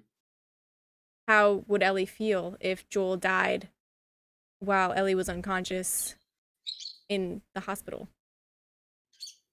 Which I mean, she wouldn't have woken up, but it's just like a food for thought kind of deal. Like, what would have happened? Yeah. How would Looks Ellie at have felt? Abby. She looks at Abby at the end and says, "I don't think I, I can't. I don't know if I can forgive you, but I'd like to." Yeah, Kind of in her own way. and I think Um, that's kind of Ellie's like tipping point. Like, this my fingers are gone now, and my father figure's gone now, and this crazy revenge mission has led me here, killing this person. And I think she also made this realization that it's not making her feel any better. Like she, yeah. because one of the main reasons she went out there to finish her mission to kill Hmm. Abby was to make the memories go away and make Yeah. the So, flashbacks go away. mhm. That's oh God. Lots of And just symbolism in that. there. Yeah. I just wish she was able to still play the guitar. Yeah. I just think it's so sad that she. I mean, that's the point, right? Right. She loses everything at the end of the game. She Hmm. makes the right choice, but she doesn't get rewarded for it. And one of the things that you told me that you wrote down, that I kind of pieced together from seeing it from the first game was a really small scene, a really small quote from Ellie, and it was Sam, I think, right? The character Yes. Sam. Yeah, I know what you're talking Yeah. about. Where Do her you have the biggest quote written fear. down? I might. Hmm. Um, it was Sam said, "What is your biggest fear?" And Ellie goes, "Well, I don't know. Scorpions are pretty scary." And then she kind of takes a pause, and then she says, "But I guess I've always been afraid of ending up alone." Yeah. And whew, she does. Ugh, Yeah, she choose and it's self-inflicted. She chooses it. she absolutely She gets back to the farm. she gets this ultimatum where it's like, if you go out there and I'm not gonna be here when you come back, and Mhm. I feel like that like really sets in because like you have your doubts, right? Like, will Dina actually do that? Will she actually take Potato and leave? Um, Mhm. JJ is his name. I couldn't remember his name. The Um, potato. the potato. Um, but yeah, and then you kind of like walk up and you're like, oh no, like you immediately tell, and then you open the door and you see that everything is gone. Mhm. And Go it's ahead. just what? Go ahead. The use of colors in between when you first see the farmhouse and then that moment too. It's Like very everything is dull. just grayer. Yeah, Yeah. it's dulled. You can Again, tell before you even a get there. wonderful design. So good. Science in chat says, if you notice, Ellie's wearing the bracelet of Dina. I believe that the final scene is her leaving behind the guitar and moving on. When you see her during that final scene, all her wounds are healed. Still think she decided to go back to Jackson because I think Dina went to go live with Jesse's parents, who told her that she always had a home. Yeah, JJ equals Jesse Bill. Oh God. Um, I still think that it's very. I don't think Dina's gonna take Ellie back because there's that whole thing. I don't know if this is. And somebody told me this. I don't know if it was you or somebody else during one of the game sessions, but what is it? There's this whole another kind of parallel where Dina left with Ellie to go to I keep forgetting this. Washington. Which Seattle. place in Washington? Yeah. Seattle. Yeah, she left for Seattle with Ellie for Ellie, and then Dina just asks Ellie to stay for her, and Ellie just can't do that. Right? She Right. doesn't do the same thing. She chooses the exact opposite. She chooses, like you said, the symbolism with Dina, like to forego a safe, happy life. Um, in favor of completing this revenge that she just can't get it rid of, which is just oh God. Definitely a I don't want to say it's hypocritical, but it's a little hypocritical. Hmm. Oh yeah, no, it's totally like Ellie. she lost everything. I hope she learned like in that moment she and then the nice thing is like she didn't die. So there's a capacity for her to learn from this still. Um and whether she's healed or not, I don't think she might be fully healed, but it's possible that she's mostly healed.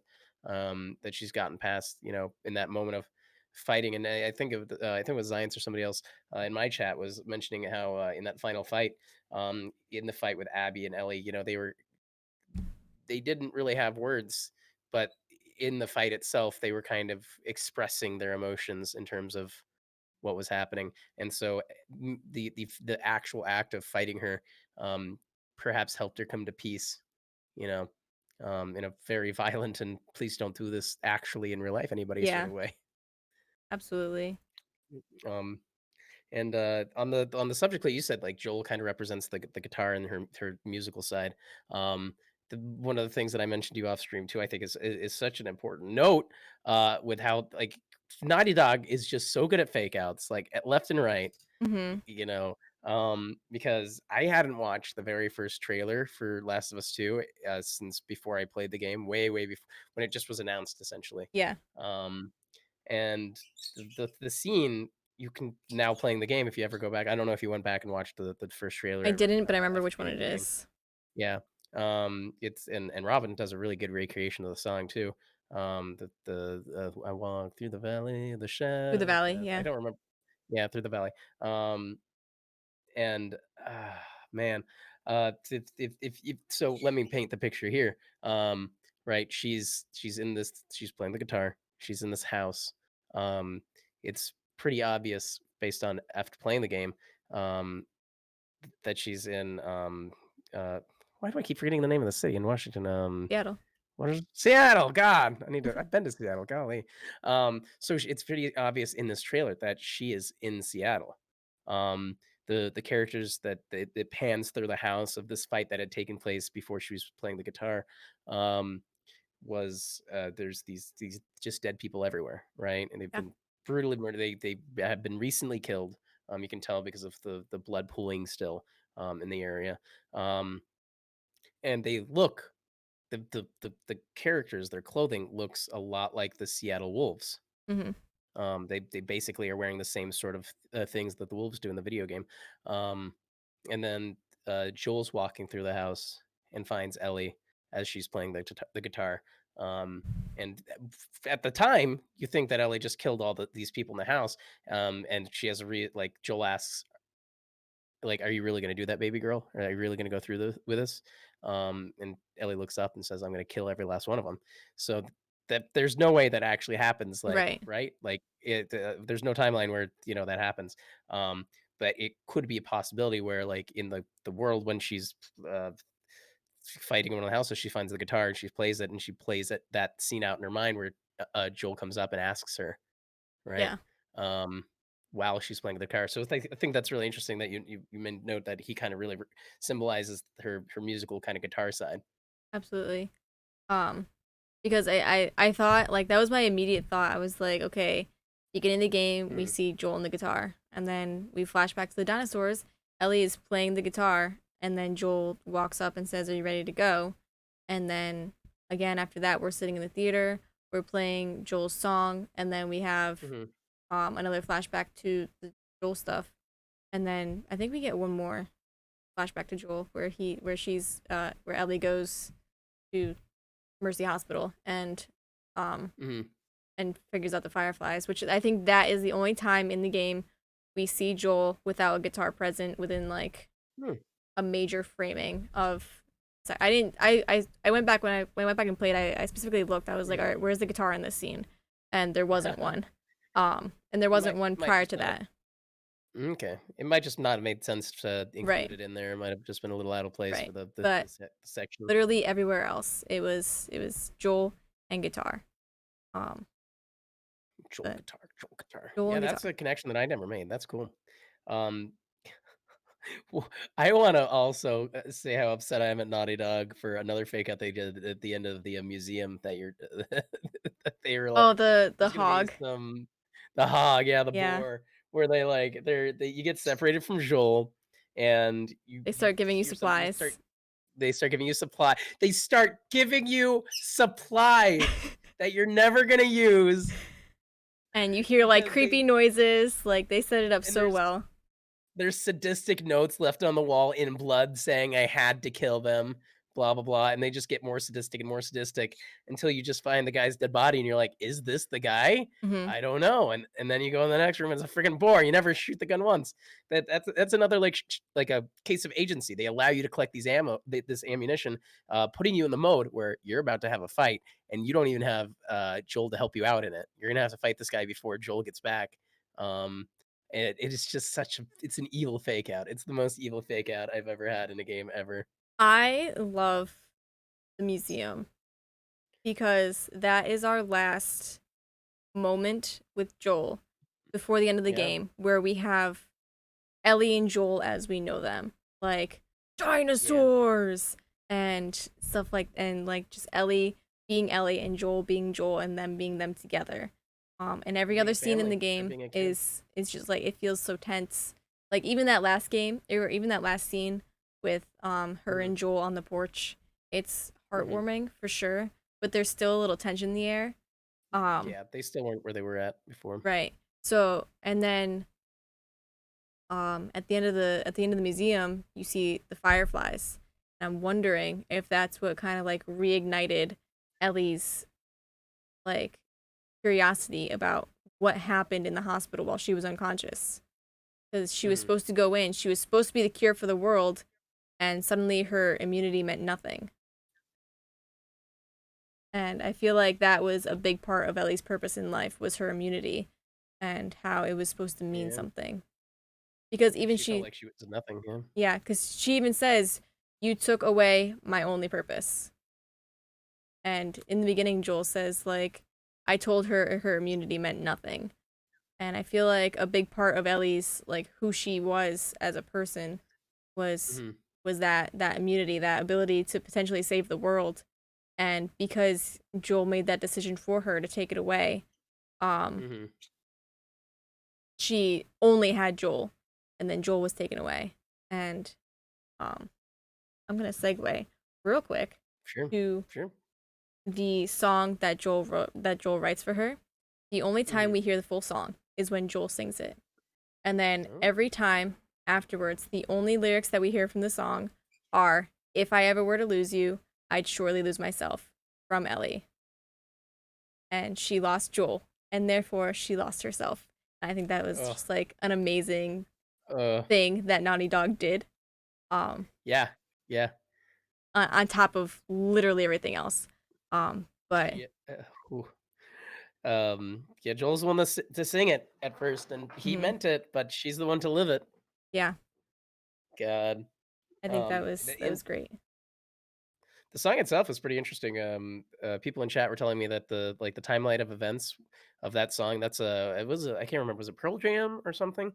Because it's an actual song that, Oh, is it? it's an acoustic version of it. Yeah, it's an actual, acoustic version of, I think it's like a Pearl Jam song or something. And chat's probably gonna be quick to correct me here, I bet, if I'm wrong. Um, with there's an outbreak day, right? Like, there's an infection day, um, that's established in the world. I don't remember what the date is, um, but that song was, like, released, after the infection day. Um, and people are like, "Well, how does it? How could the character possibly have ever known that? Because the song was released after Infection Day, so there wouldn't have been like a time to actually get it." Future Days by Pearl Jam. Thank you, science. So I wasn't far off. And there was one actual, like, in real life, there was one time where they actually, like, played it live or something like that, before the date of Infection Day in the game.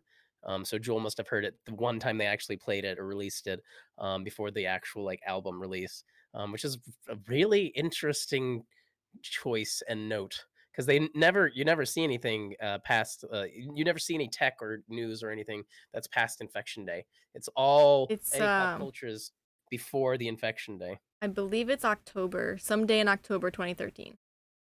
Oh, Pretty sure dang. that's the day. Like that's No the one general. I know it's 2013 for sure, but I'm pretty sure it's October. Joel saw it from a live performance before the song itself released. Thank you, science. Yeah, there it is. Interesting. That's an interesting. It's such a, like, a little nugget. Like, they Yeah. probably wouldn't have used that song if not for the fact that, even though its release was after there was a live performance of it Mhm. beforehand by Pearl Jam, which is neat, and to know that, Joel was at that concert apparently. Yeah. No, that's awesome. And then he took it upon himself to try and like learn it. Yeah. But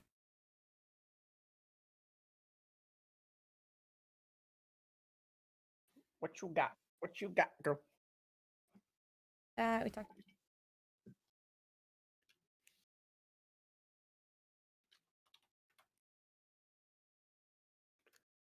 Um,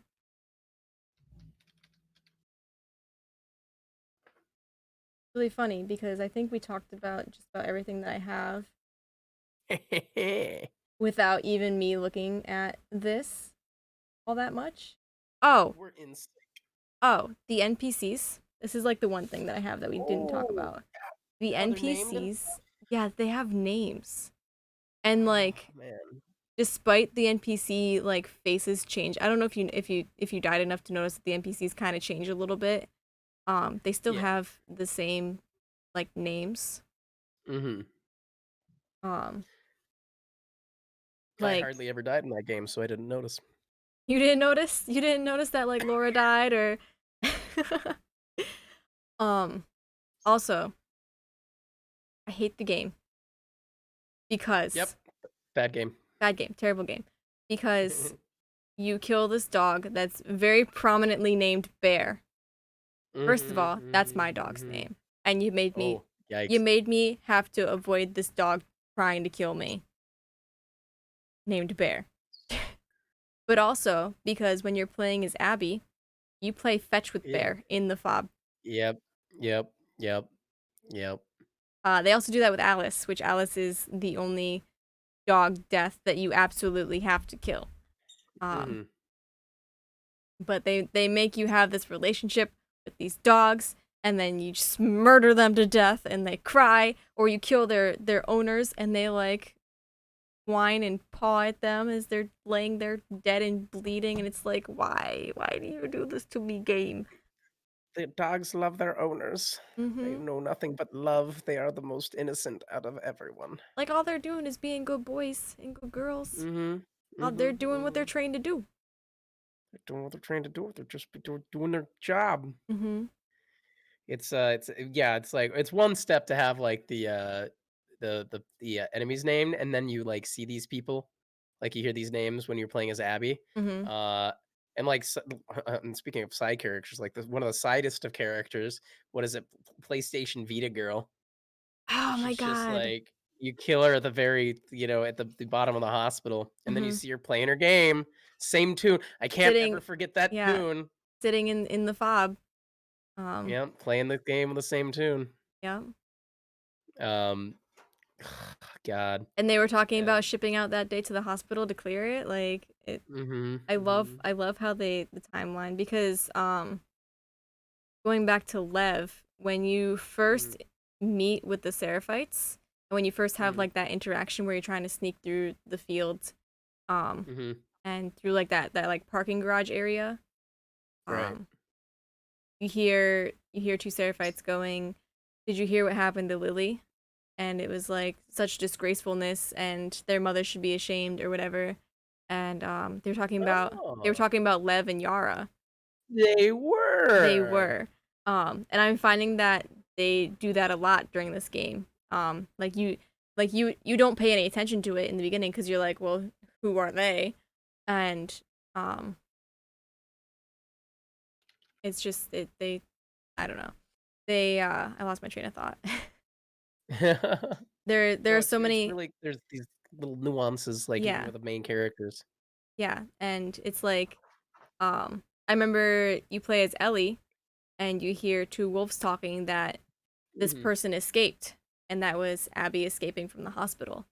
Um, because they mhm, captured Abby at the hospital to bring her back to the fob right. to talk to Isaac, Isaac, yep. and um, you when you're going through as Ellie before you even know that you're gonna play as Abby, um, Mhm, you you hear them having this conversation about how Abby is how they she's just like she escaped. They don't know where she is. And Ellie even Mhm. goes, "Who are they talking about?" Who the heck are they even? Yeah, Yeah. the fact that they have two voice lines about it means that it's important. Yeah. I remember thinking I'm like, that's probably important. And then you go through as Abby and you're like, "Oh, that was Abby that Wait a escaped. second. She was right there, Yes. like 40 steps away from me." Not there was two ships passing in the night. Yeah. I think that's a cute little detail though. Um Because again, unless you know what Lev's dead name is, and unless you get that prompt where Mhm. because there are some people that didn't get the prompt where Lev is like, "Did you hear what they call me? Like that's not my name, but are you ashamed of who I am?" And Lev and Abby have that moment where Lev Mhm. just kind of like comes out to Abby and is like, I'm a trans guy. There, are you okay with that?" Mhm. And Abby and is like, "Do you have any questions?" And Abby's just like, "Is there anything wrong with that?" And Lev goes, "No." Like Lev has never No. heard that sort of like validity from anybody Right. else. Never felt validated. Yeah. It was even hard for Yara. Like Yara, when she first reacted, she was angry at Lev. Yeah. Um, for it. She physically abused him. She Mhm. hit him. Say hit her. Blah, blah, blah. Yeah, I just can't believe Yara hit Lev. That is just wild to me. It is, especially because you see how close they are. When you Yeah. especially when you first meet them, um, Mhm. that Lev is willing to risk his life to stop them from shattering Yara's arm bones. That was such a brutal part of the game too. That was I got through that today and I had to skip the cutscene. I was like, I can't watch this again. Not this again. Yeah, Not this no. again. What do you think Even in general about what's that? I was gonna say even that trailer with the scene, that really dark trailer that made me so nervous about this game. Um, I even that trailer was like super brutal. That was oh my god. Yeah. They at least set the tone. They're like, this is how bad it's gonna be. Yeah, What do you think of the Seraphites like in the first place, like dead naming Lev? Because that's a big deal. Like, there's that some people that I talked to in chat that they're like they were really upset that Lev was dead named just in the yeah. game. Um, there was a lot of there was a lot of backlash I know from on Twitter, amongst Mhm, other things that there was a lot of transphobia in um the game in general, and mhm, that honestly like before I met Lev, I was like, so is Abby trans? Because she's got kind of like a manliness to her, like she's more of a mhm. masculine kind of person, Yeah. but then we met Lev, and I'm like, oh no, I'm just gonna that it's all Lev. That's where the transphobia comes from. Um, and Abby is just really beefy girl, which hell She yeah. beefy. Um, arms like Abby. Um, Beefcake. but in terms of dead naming, um, first of all, dead naming anybody is just wrong in general. Um, especially me having really close ties to the LGBT community. Yeah. Um, it's just I feel like it's disgusting and just Yeah. wrong, and I feel like that's one of the not cool things about the Seraphites because they're very they're very boomer esque in the fact that they don't like Yeah, yeah, yeah. the quote unquote old world stuff. But Mhm. also, I'm like, well, if you don't like old world stuff, then why are you using guns? And Yeah. then I remember there's There are like some this exceptions. yeah, there was like this voice line between I think it was Abby and Lev and said Mhm. um that the soldiers are the only exception. And Abby was like, well, that's Yep. convenient. Yeah, Um isn't it? It's an exception if when it's convenient, right? yeah. So I think that the Seraphites definitely have a more boomer esque mindset where it's it's very reminiscent of like old world Christianity kind of deal. Yep. Yep. Yep. I agree. I 100% agree. I didn't know that that voice line was optional. It was at random because I might not have heard it the same way that you did, or maybe you Mm-hmm. were kind of paraphrasing. But I definitely heard that line. I was actually the first part. I didn't catch it until I heard those lines between Abby and Lev. Mm-hmm. Um, because when they said it's Lily, you know, um, I thought for like Yara's name wasn't sticking with me, so Mm-hmm. I thought they were mistaking Lev for Yara or Mm-hmm. something. And I was like, "Oh, but Lev's sister isn't here. Like, what's going on?" And then there was that line, and I was also like, it was like I was really trying to get through that game despite how slow I was going. It was like 5 in the morning, and I'm like, Mm-hmm. "I don't know, what's going on?" But really, that is an optional voice line. It Like, is what an else? optional voice line. That is strange. I think it's a powerful line. I think it's necessary to be there. Yeah. Um, and I can't speak fully because I'm an ally, so I perceive things in a different way that than a trans person would perceive that the Yeah. game, and people are totally they live it, right, and I understand like a game maybe to them kind of making light of something that it affects them daily Mm-hmm. is very upsetting, very frustrating. Yeah. um uh I perceive this game as it's trying. Naughty Dog, I think, was trying to really be true to the representation that they were doing for all of the characters. I think, and it's like I don't know if you ever watched Has Been Hotel on YouTube. I love it. I highly recommend it. But it kind of got to the same kind of flack where there's characters, and they don't purport these characters to be right or anything like that, right? These are people that you find terrible in their own ways. They're each terrible in their own ways. But I think the background is like necessary, and these little ways of seeing into their mindset are really necessary to really getting the full picture of it. And even more satisfying when you sneak and stab them. Yeah. Absolutely.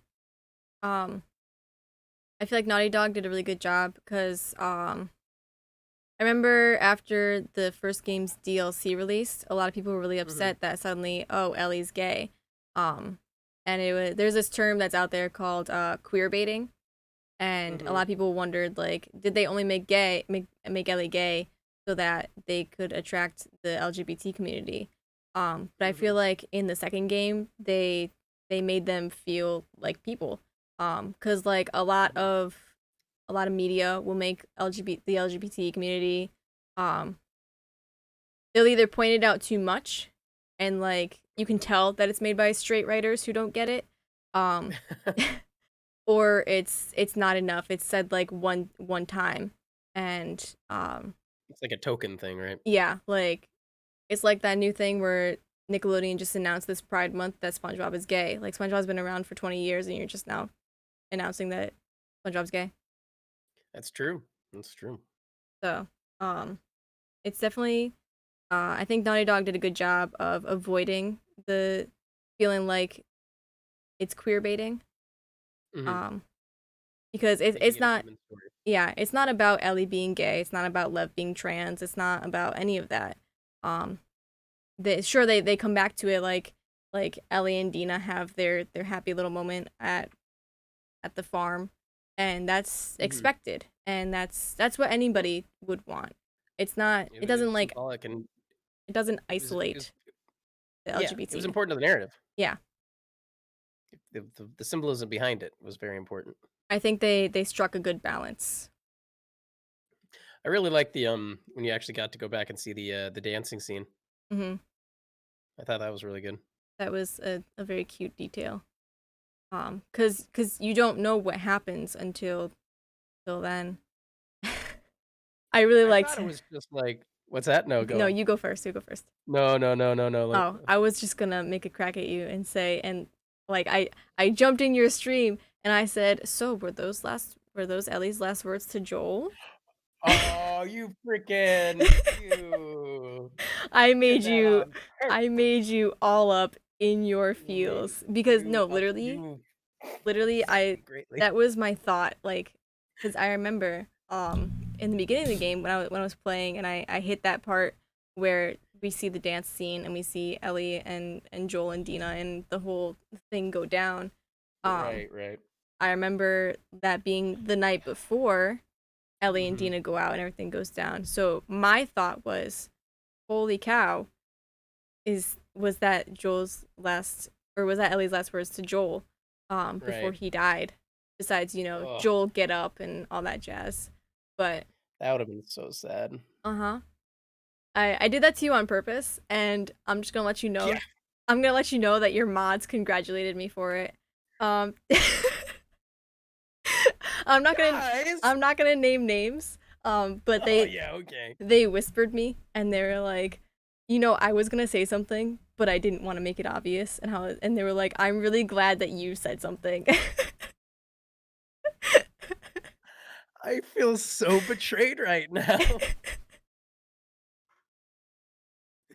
Because I saw that you weren't making the connection, and I was like, no, he has to make this connection. I have to ruin his life a little bit before he gets the happy ending. God. Ugh. My chat or my mods are speaking upon this situation here, and everyone has betrayed me this night. Everybody. God. Oh, Yeah. sorry, continue. No, no. I was just. You had a thought before. Oh yeah, yeah, yeah.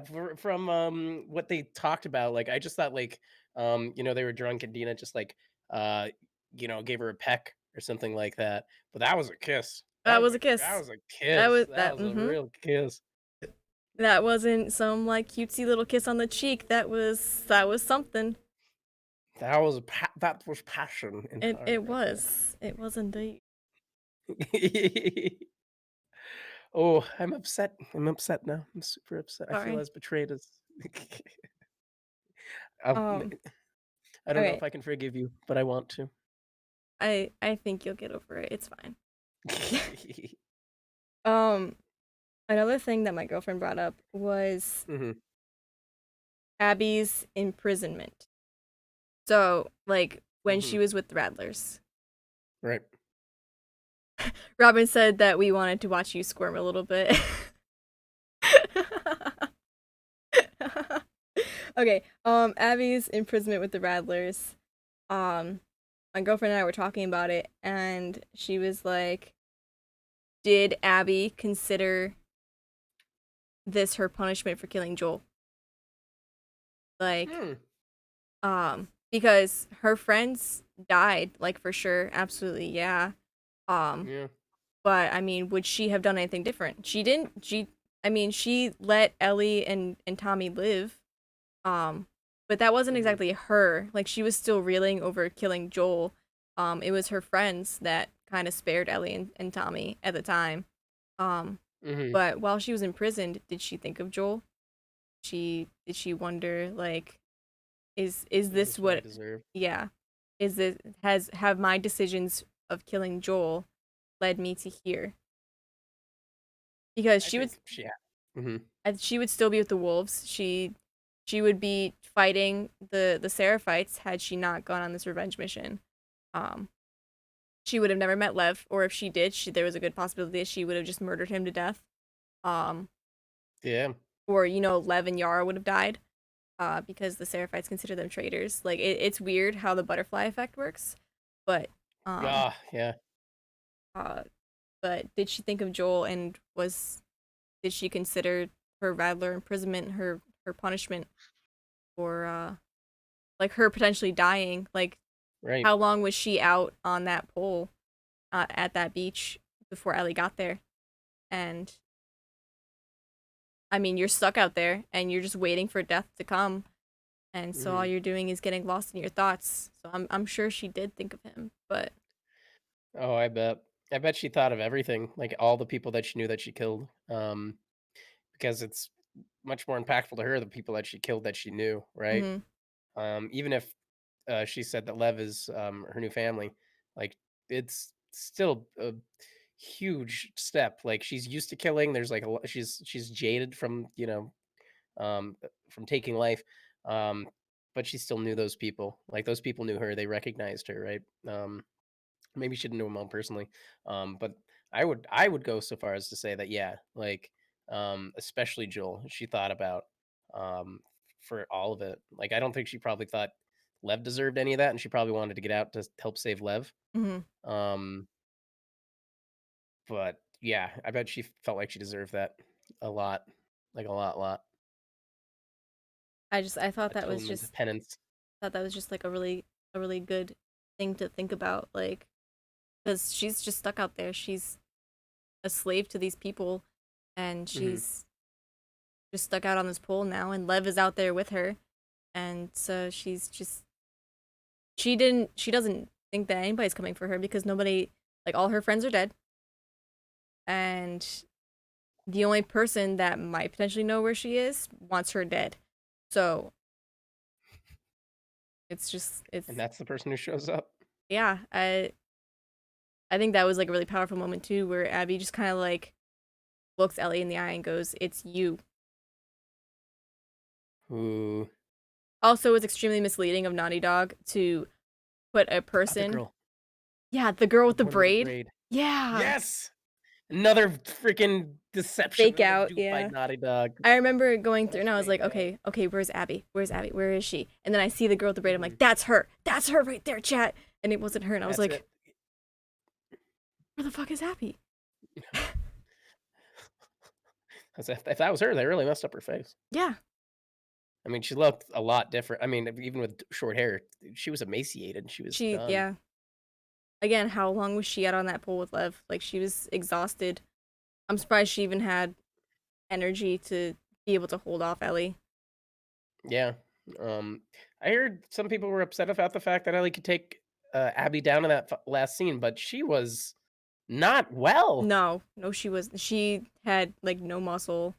There was just nothing. And how long was she out there without food, like, and water? Hmm. And obviously, you could tell by the other prisoners that the ones that were still, working, that Hmm. the Rattlers didn't take very good care of them. Hmm. So And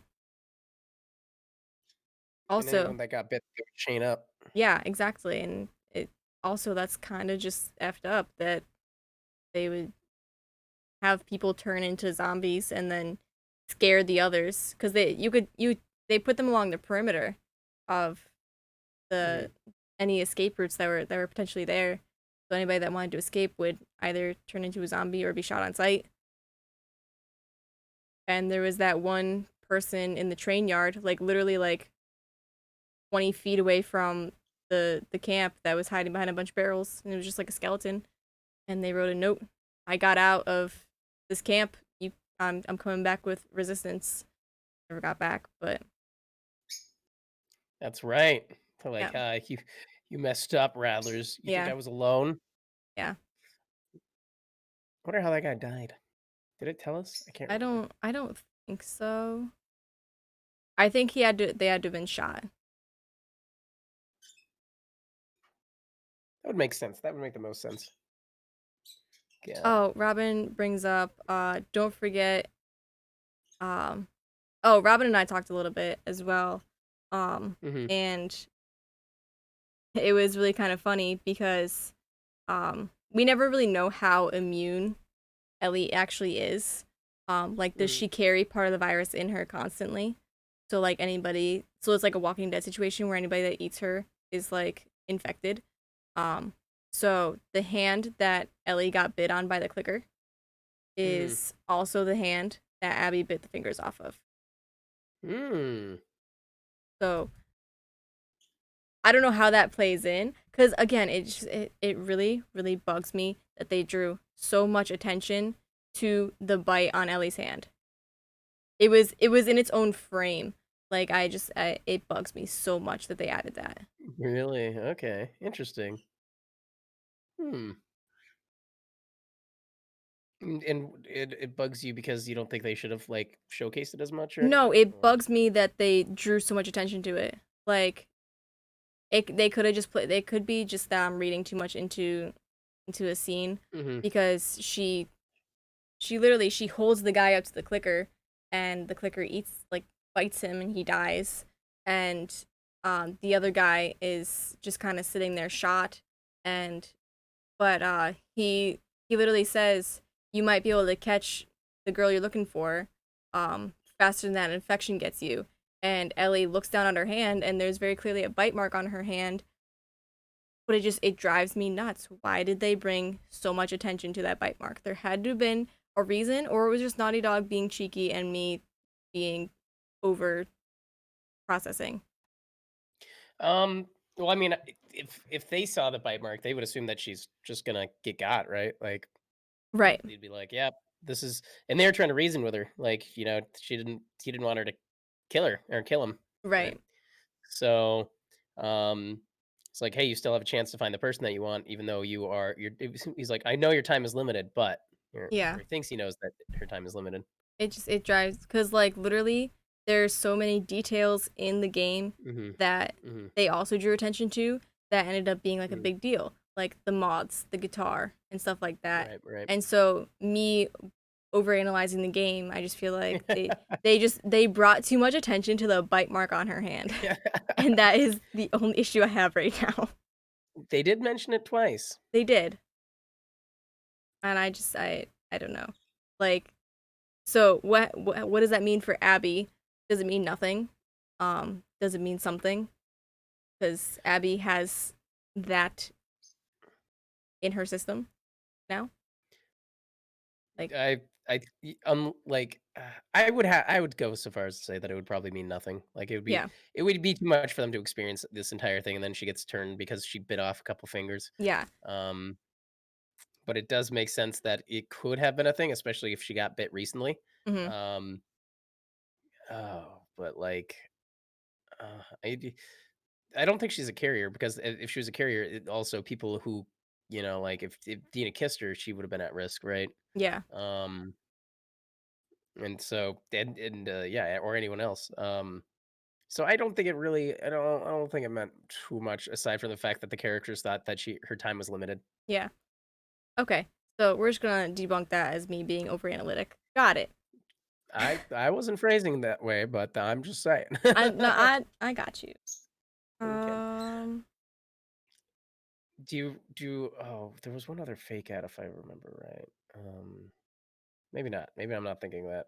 But what I do remember the hospital and the mega bloater or whatever it was, my like the god, the big big boy, like three-headed Kool-Aid monstrosity. man They zombie. call that thing the Rat King. Just The FYI. Rat King, that's right. Yeah. It is the Rat King. The reason I knew that is because I was looking at the figures in the model viewer. Mhm. I remember seeing the Rat King. It was the Rat King bloater and then the Rat King stalker, Mhm. right? The mocap for that thing was Mhm. intense. Did you see the mocap for Was it? it? No, I didn't. Did I they stick something retweeted in a it. giant ball? Um no, it Oh, was like they had like two people and they literally like mhm. duct taped them together. And then Oh my god. they had a third person and then they had a crew of two behind them. And the Mhm. third person was also uh was like kind of detached, but the extra people behind them was Mhm. holding the third person that was kind of detached off of the other two people. And so the mocap actress had to fight the crew member to get free so that they could get that sense of fighting to get off of the main mass of Oh the my mega god. bloater. Um, Mhm. the mocap for it is super intense, but it's so good. I'm gonna watch that as soon as we're done with this. That um, is insane. but yeah, no, I think the Rat King was Things like that. definitely a really cool boss.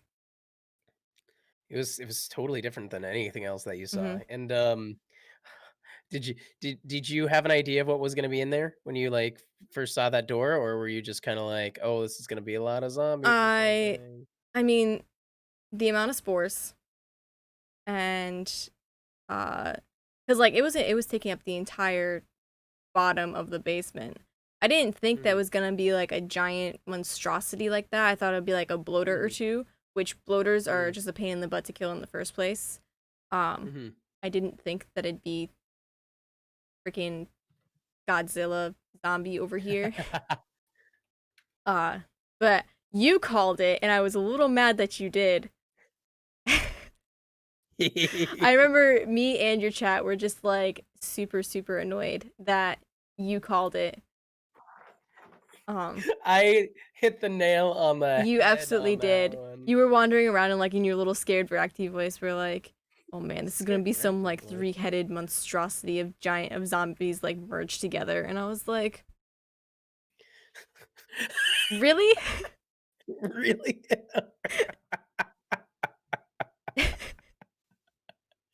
I played so much Dead Space and like Yeah. Resident Evil. Mhm. Like the fact is like yeah, that was like what is it, ground zero for the area Mhm. for yeah, for the place, for the city. And the fact that like it's just been there for so long and it's all fungal and stuff like that, there's no way that they wouldn't like fuse it together as something Right. being stuck in the same room. Um Science was annoying. Science kicked his dresser. What?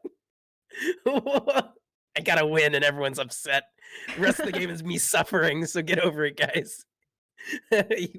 With Sammy. Sammy like juking me with that freaking was that the last time that you touched this on me? I God. had to ruin your life a What do you little bit. just a little bit. Just a Yeah, little we're bit. friends. What are friends for, right? Mhm. What do you what do you think happens to the wolves now after like well let's go back actually.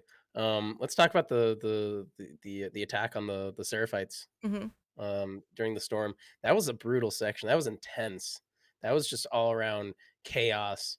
And I Absolutely. just like I could feel it like the sneaking with the sneaking in and like that was just such a calm before the storm and then Mhm. everything just hits the fan. And they're like, "Oh, they're here." And you see the boats off in the distance and you're like, "Oh no." And there's thousands of Seraphites on this island. How is this going to how is this going to like go do be anything but just like a total storm of just annihilation by everyone. It's hard to say Mhm, because now both leaders of both factions are dead. Right. Isaac Yara shot Isaac. He died. Um mhm, and it was confirmed by, I think you said like uh there was a radio snippet of mhm. like the wolves going, Isaac is freaking dead, and Yep. it was just complete and utter panic. um I definitely think there's gonna be a bit of confusion between both factions because there's a lot of death and Yep. there's a massive loss of numbers. Like that's the entire wolf force against the entire Seraphite force, and there's Mhm, gonna be a lot of casualty. Um, I think that the ones that are bullheaded on both ends, the ones that cannot budge on their beliefs, I think those ones are gonna falter, and then I mhm, think the wolf children and maybe even like the Seraphite children eventually may find a merger, mhm. or they'll just continue to kill each other, and there's both factions will just reinstate a new leader. Um, Yeah. But don't the Seraphites still have their council of leaders, don't they? Did they ever mhm. say anything about I those guys getting killed during the fight? I'm not sure, not entirely. Yeah, I'm not exactly sure either. Because they still because the council is the ones that turn the Seraphites into bloodthirsty cultists, Right. like extreme. I should say extremists more specifically. After their martyred leader was martyred, um, so if they're still around, th- the Seraphites have the home team advantage, um, and pretty much all the wolf like fighting force was decimated. Right? Um. They've in one of the in the same snippet that I mentioned before, where they confirmed that Isaac is dead. Mhm. The guy was rattling off. He's like, "I think I'm the only one left. I think all the other groups got decimated, like got taken out. Yeah. Like nobody. The operator on the comms line said that she hasn't heard from anyone else. He was the only one that reported back in. Um, so it's very possible that they have only a skeleton fighting force. Um, and I feel like they wouldn't have the numbers if the Seraphites were to retaliate and try to take over like the stadium. Yeah. No, definitely not. Um. It's interesting because there is so you die a lot in this game. Just like Sure do. sometimes you eat yourself off a building, sometimes you get outflanked. But one of the death snippets, like the little tips Hmm. that and hints that happen, um Sure, sure, yeah. before you press continue, Hmm. one of them specifically mentions the Seraphites being really good, like especially good about sneaking and flanking. Um, Hmm. so it's very similar to like that kind of like the Revolutionary War, where Hmm. the British had all these numbers and all this firepower, but the rebels won because um they used like this guerrilla warfare type Yep. style fighting, which Hmm. uh the the the Brits weren't ready for. So it's very Hmm. similar that in that the wolves have this brute force and they have all these guns and all this technology and all these numbers, but the Seraphites are um very reminiscent of Ellie and using sneak tactics and outflanking and outmaneuvering. And like you said, they have home field advantage where they know the land Hmm. better. And the Seraphites Hmm. have a lot more cover in the trees, in the bushes and the tall grass, especially because we don't find out that the Seraphites have highways above the city until we meet Lev. And Abby never knew Hmm. about these like super high up passageways that the scars used to move around on. Wolves don't look up. No. And I definitely I love think that that quote. yeah, I definitely think that Seraphites use that to their advantage. Oh yeah. There's no way they couldn't. Right. It's and I'm pretty sure that like Abby was taken aback by the fact that like she saw the one village, initially where the I think the boats were coming in at. Instead, is that your village? And Lev was like, no, this is another village. And Abby's like, how many villages are there? How many people do you guys have here? And Right. Lev's like, oh, we have thousands. And like Abby seemed like the number that they were assuming was much smaller than that. Yeah. And that final fight getting off that island, like that was like for being such a random no name like Seraphite That was bruiser, tough. Yeah. that was oh my god, and his face was like half his face was ripped off Oh by my the end. It god, was I disgusting. had to pause because I literally gagged. Like I was It like was seconds away from throwing up. it was awful. It was so gross. Oh my god. That guy was just not going down. And you lose all your equipment in the fire. So like it's Mhm. literally just like whatever you pick up. Mhm. It's just crazy. I think that was an interesting thing too. Like you spend the And entire game getting this equipment and these supplies and leveling them all up and then all of a sudden they just take them away. And now you have to fight this big heavy dude with nothing but your fists and whatever you pick up. nothing at all. And he does not want to go down. No. Like his like half his face is falling off and he's got like an eyeball dangling out it like oh You're grossing yourself out. ugh, it's Uh, disgusting. it was he had better looking days. He had Mhm. better looking days for sure. Really cool fight though. And yeah, that's right. That's the last moment you have any of your stuff, isn't it? Mhm. And then Boy oh boy. Abby has to trade like later on when you're in California, Abby has to trade for guns. Well, that's right. You have totally Mhm. different guns and stuff. Mhm. That's freaking wild. And that's cool. Ellie didn't really have any new guns though during the time skip, right? Like No. she still had the same guns, yeah. Yeah. Same gun, But same Abby upgrade. had Because I remember, because you play as Abby, and then you get caught, and then it switches over to mhm. Ellie, and at first you're like, "Is Ellie gonna save Abby? What? What? What?" Oh yeah, I had so many theories running in my head when I Mhm. was like Ellie in California. Just like Mhm. what like are they gonna like or is Ellie maybe gonna get captured too and then they're gonna have to both escape together and then maybe That they was my kind of like initial see eye thought to eye too. for that. Yeah. Um nope, worst case scenario. I'm curious about what the other prisoners thought about Ellie like coming to the rescue. If Mhm. um if Ellie was there to help save Abby or if you know I can't imagine they thought that Ellie was there to kill her, right? Yeah, no, probably. Like especially because they saw Ellie was bitten, and they were literally seconds away from shooting her, and then they realized like, oh, we have Right, better things right. to do, like escaping. Um, but yeah, I definitely think that they probably thought that she was there to save her, especially with the That's the state only that Ellie was in. and I think the guy that was like leading that revolt was voiced by it was either that character or one of the other ones earlier on.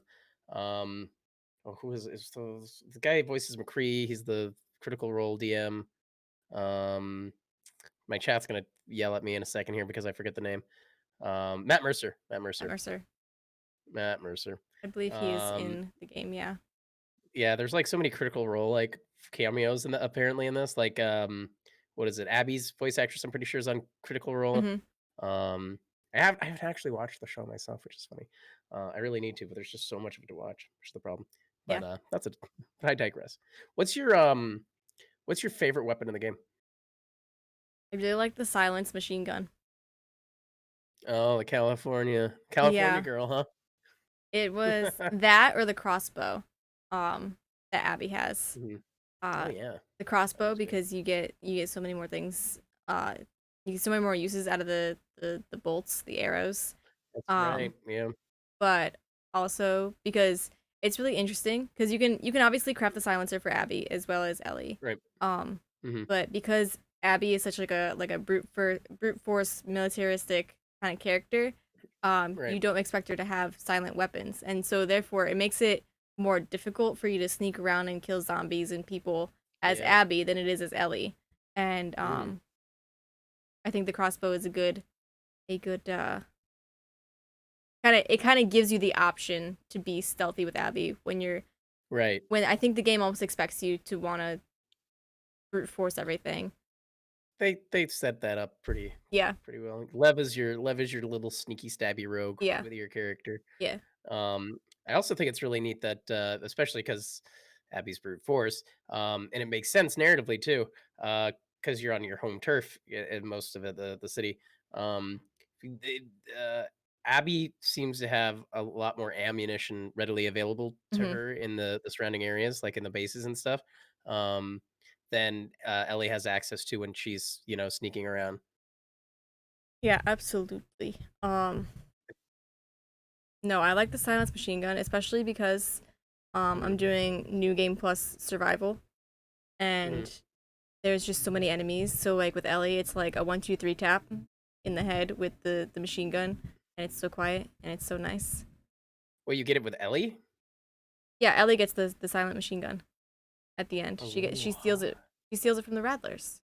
Oh, that's right, that's right. Oh, you know what I mean to say is you get to start with it though. Yeah, when you do new game plus, you start with all your equipment and upgrades and stuff. Oh. Yeah. Oh, and you can get an unbreakable silencer. That's nice too. Hmm.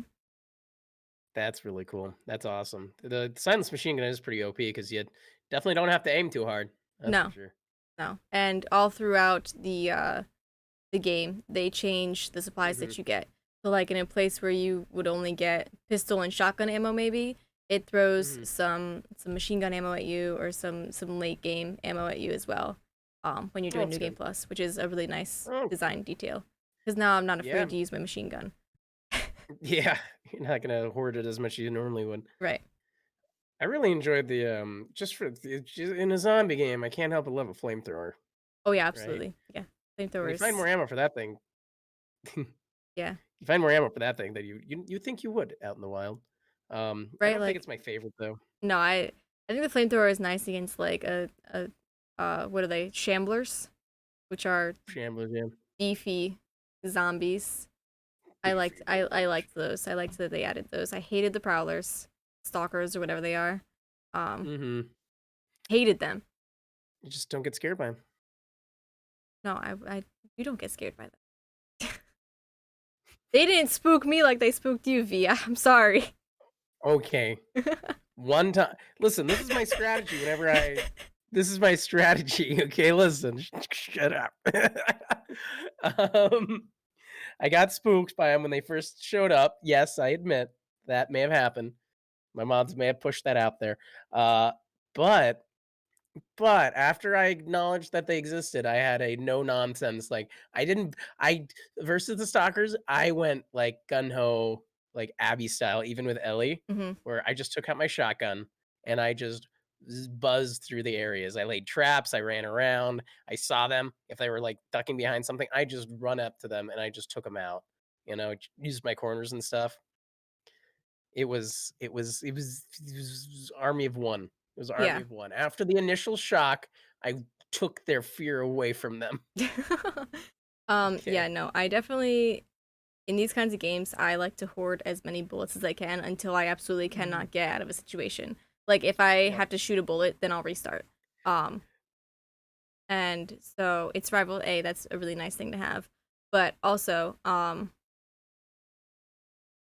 it's very, very hard to stab and slash or punch stalkers to death because they're so unpredictable. Um, they're very it almost feels like they tank your punches and just Uh-huh. ignore them and swing at you anyways. And Yeah. it in Survivor, it's a very easily 4 hit kill when they're just Hmm. punching you. So it's proven to be a challenge. But A little bit of a challenge. I think the implementation of like new infected is Mhm. refreshing. It is refreshing, yeah. I liked it. Um The stalker was in the first game though, right? Or were they not? no. We No, they're had not. Oh, okay. runners and we had clickers and we had bloaters and those were our stages. Right, Um right, right, but in right. this game, even like the clickers are a little bit different though. They upped the sound design on the clickers. Mhm. Because the clickers would just click around and they'd walk around and they do their little clicker thing. But in this game, you can see them using their echolocation more Mhm. effectively. Um, Right. like they'll like stop and they'll like make like an alert sound and then they'll turn towards where they heard like you stepping and then Mhm. they'll do like their really loud clicker noise in that direction. And I think that was yeah. I think that was a very very interesting thing because the clickers in this game are so much more Mhm. intense than they were in the first game. Yeah. I could definitely, I didn't do a side by side, but I could definitely tell how much more annoying it was to sneak around them in this one. Yeah, Nice that you could just like walk up to their front as long as you're quiet enough, though. yeah, And they could jump in some locations too, hmm like in the hotel nest. There's a gap, and I did not expect the clicker to be able to jump the gap, and it did. yeah. I think that might have been a mechanical bug though, because technically it's like invisible or not invisible, blind, right? So it wouldn't have been able to see the gap I mean, I think hypothetically. if it clicked, if it was like loud enough and like doing its like Uh-huh. super screechy loud clicker thing, Right. it would have been able Okay. Yeah. Yeah. to see the gap. That's fair. Are you able to in the Rat King boss fight? Are you able to kill the Rat King's stalker No, before it skitters off? no, Okay. Because I wasn't sure if like I ran out of time or something. I figured it was going to be narrative because like why else would you like kind of do that next section like that? Like yeah. unless there's like a totally different like choice or something. Um, no. While you're with Um, the Rat King, you do not kill the runaway because that's what triggers your escape route. right, right. Okay, that makes sense. I was just like because does attack you a couple times during Yeah. that initial fight too, and so I just wasn't sure if I wasn't sure how they went about actually like programming that particular section there. Which that thing was freaky. Like I expected the big boy. I didn't expect part of it to rip off and say Yeah, I'm out. that was gross.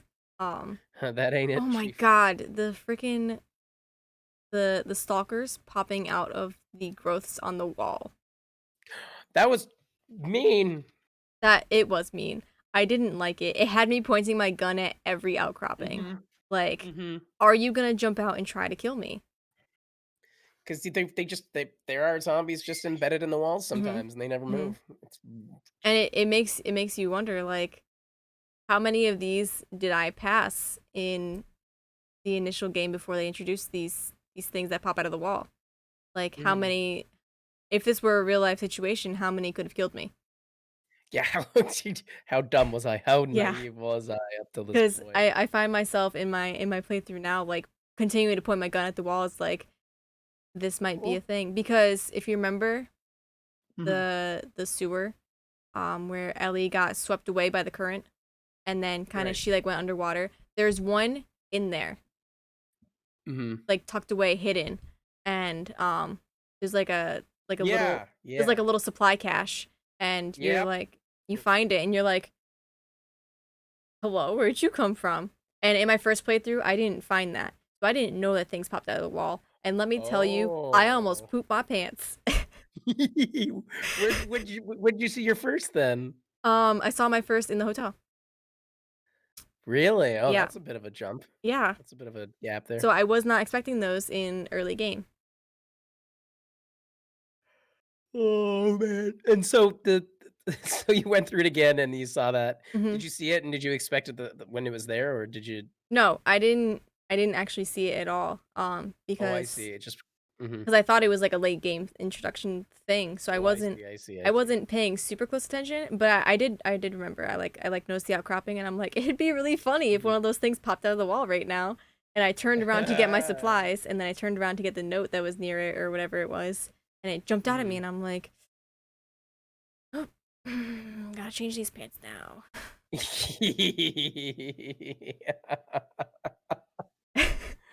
It's sneaky. It was very Not sneaky. they're putting the naughty in naughty dog. Hmm. I like, in terms of mechanics, just how, many options there are to, like, get around and sneak. Like, you can Army of One It, and you can in any of the fights, you can as long as you have the right resources or placements, you can you can go gun ho, and you can fight, or you can even, uh, sneak through the entire area. You lose out on a lot of loot um, if you're sneaking the entire time, um, but you can get through areas successfully, I remember and getting through the Seraphite Island. I remember Mhm. getting through a good chunk of it without being detected or Right. like moderately Mhm. detected. Mhm. So it's definitely fun to like try and find those super sneaky routes. But like you said, Right. you miss a lot of loot that either enemies drop or that just might be tucked away like on a shelf where there's like three people that you absolutely cannot get through. Yep. Yep. And my favorite strategy that probably happened more than anything is I sneak as best as I can. I fail, get alerted, and then I just run out. And the fact that you don't have to like clear the area before you got into the next area where you can like it feels very natural Hmm. with like a lot of the zones where people are closing in on you, you get discovered and then you bug out and they start chasing you and they chase you to the next area and it's just all very fluid, very natural of I just gotta go. Like I can't fight these guys. I gotta go. I like the Um design where it feels like throughout like the entire game, it feels like mhm, if you needed to, you could find the mhm, escape without kill. Like I remember you were playing and it was like mhm. the two shamblers in the room and you dove under the wall without killing them and I was like, how did he do that without firing a single bullet? Cuz it took me I died like I swear 20 times in that area trying to fight these shamblers. Um and you dove under the wall and found the exit. And there's a lot of that where it's like if you find the exit, you don't have to fight these enemies. Yeah. You lose out on stuff, but it's an interesting if that's your solution at the entire game, then I Right. suppose you don't need all that stuff anyways. Right, because you just Um, don't use anything. yeah. I generally 9 times out of 10 when it comes to, like, shooter games, like, Sea of Thieves is an exception because I just put so much time into that, I feel like I'm pretty good at that game. Uh, but, like, any kinda, like, story game or, like, shooting game, I go for the I just haphazardly kinda, like, go for the more lucky than good route. I just happen to find the right way to go. I just Yeah. because I gotta keep going. You just keep going. I was also upset with myself because blocked myself off in the bathroom, and I didn't realize that the bathroom had an out in that into that next room too. Mhm. I think that was before you opened the garage. I think that was in the bar. Garage. The That garage whole full of area. zombies. Oh my god, frick. That whole area is so wide open. It It was really wild how is. like open world it was. I ended up exploring every single area of that open Hmm. Seattle area, and there was Hmm. so much like detail and so much environmental storytelling. Like Right. you you went in the bank, right? Yeah. Yeah. Oh Yeah. my god, the freaking bad luck Brian's Mhm. of the of the zombie apocalypse, Yeah, to robbing the bank on on infection outbreak day. day. Yeah. Yeah, outbreak day. Yep. That was some bad luck, all right. But yeah, there's a whole lot of just like really nice environmental storytelling that happens in the game. Mhm. Oh my god, yeah. Like just like not even the things that you pick up, but like just a lot of the just of the visuals, like, you can see, like, how I always like to imagine I'm always curious about how they did, like, some of the scenes, where, like, you're going through a supermarket or you're going through, like, the hotel or something like that, where it's just, like, you can tell how this place used to be used when before the outbreak, and then there's various iterations of like, in some areas, like, you could tell that, like, maybe Fedra came in and then Fedra left. Fedra was run out or the wolves came in or something like that. So there's various iterations, various stages of use from these places. Some places haven't been touched at all. Other places have been frequented by multiple groups over Mm. the time of after outbreak, which is so neat. Um, just cool. It's cool to see. It's really cool to see. I wonder if like for a lot of these like really detailed places, if they ever like make them, like they model them, like how they would look before outbreak, and then they Hmm. just wreck them or something like that. I'm always curious about that, especially the hotel because it's just split down the middle because of the bombs. Yeah. I like that there's just like this one part in the center of the city that's just like an open field because it's almost very clear that there was like a bomb that dropped there and decimated the skyscrapers that would have been there, and like part of the Hmm. bank is caved in, and the not the church, the courthouse garage, um Hmm. and stuff like that. There's definitely like the environment building is very well done.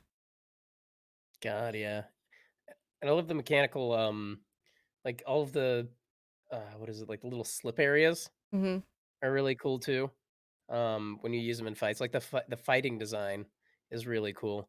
And it makes you. I read an article, so this is not original thought, but I agree with it. Where when you're fighting, there's a lot of like little nooks and crannies and stuff where it feels natural. Like you feel smart for like squeezing through this one space, but that's exactly what they designed it to exist Yeah. for, right?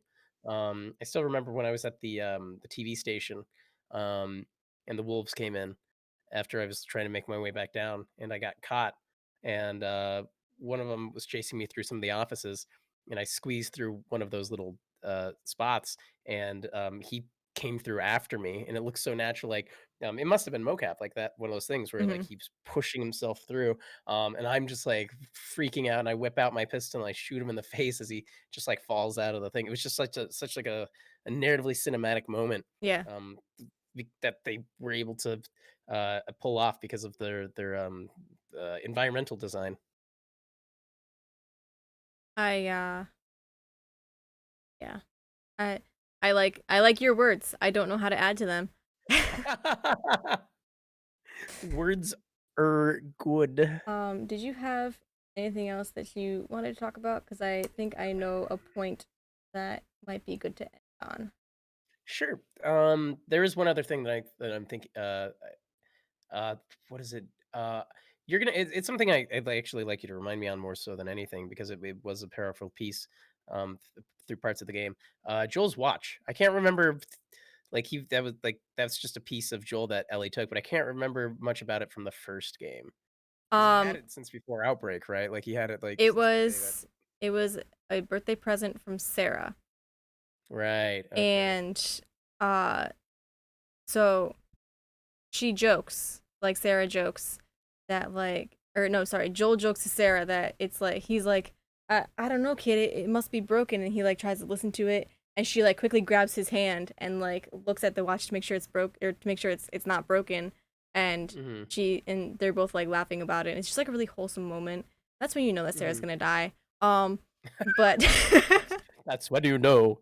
um, no, and then so when Joel first meets Ellie, Hmm. Tess, one of the smugglers that Joel worked with, um, was like, "All right, you need to stay in this room with her until I can make sure that the escape route is clear, that the smuggler route is clear." And Hmm. so, Joel is big, gruff, angry Joel, and is Hmm. saying, "Don't touch anything."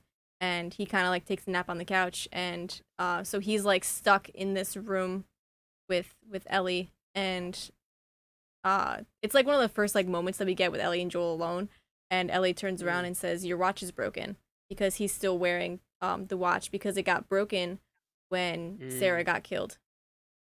And so right, right. that's it. The broken watch is a big symbol of like Ellie and Joel's um no, sorry, not it's Father. it's yeah, it's a big father daughter symbol. Okay. First with Sarah and then with Ellie. Mhm. Interesting. Interesting. So that's why she kept. I knew it. I knew it was important from the first game. I just could not remember. Yeah. So thank you. I appreciate that. You're That was welcome. really cool that Ellie like had those moments. Yeah. What's your final thoughts here? You said you had a Um really good closing thought. just talking about the end of the game in general, Hmm. there was were you satisfied with the ending? Oh wow. That's Wow, a we it's a have to big talk about one. that, do we? Yeah. Yeah, that is a big one. We kind of avoided that this entire time. um, I was satisfied with the ending overall. I think that it was very natural. Um, I I would not have been satisfied if Ellie stayed on the farm. If it didn't feel very fulfilling on Ellie's end. Um, uh, During the theater fight where Abby decided to stick with Lev and choose Lev over Vengeance, that felt very fulfilling for her character at that point.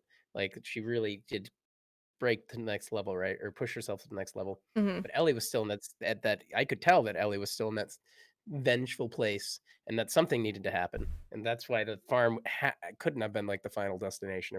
Wasn't like a epilogue. Um, so at the very end of the game, I felt like it was really well done. I think Ellie has a chance to grow and get past everything that she did get past some of the stuff, but despite the fact that she ended up alone, and that Abby and Lev have a chance for a future. I thought it was all very natural the way that neither of them died, even though I felt like somebody was gonna die. I just wanted more for Ellie because she's our little survivor being, and we see her just want to be a kid for most of the game until vengeance kind of consumes her. Yeah. Um, and yeah, I just want more for Ellie, even though I know it's a great ending, even though it's not what I want. Um so I I agree in some aspects. I Hmm. think the ending for Abby and Lev was beautiful. Chef's Hmm. kiss, like, because there are those parallels between Abby and Lev that we see between Hmm. Joel and Ellie. Um, Right. and I think we can kind of guess where that's gonna go.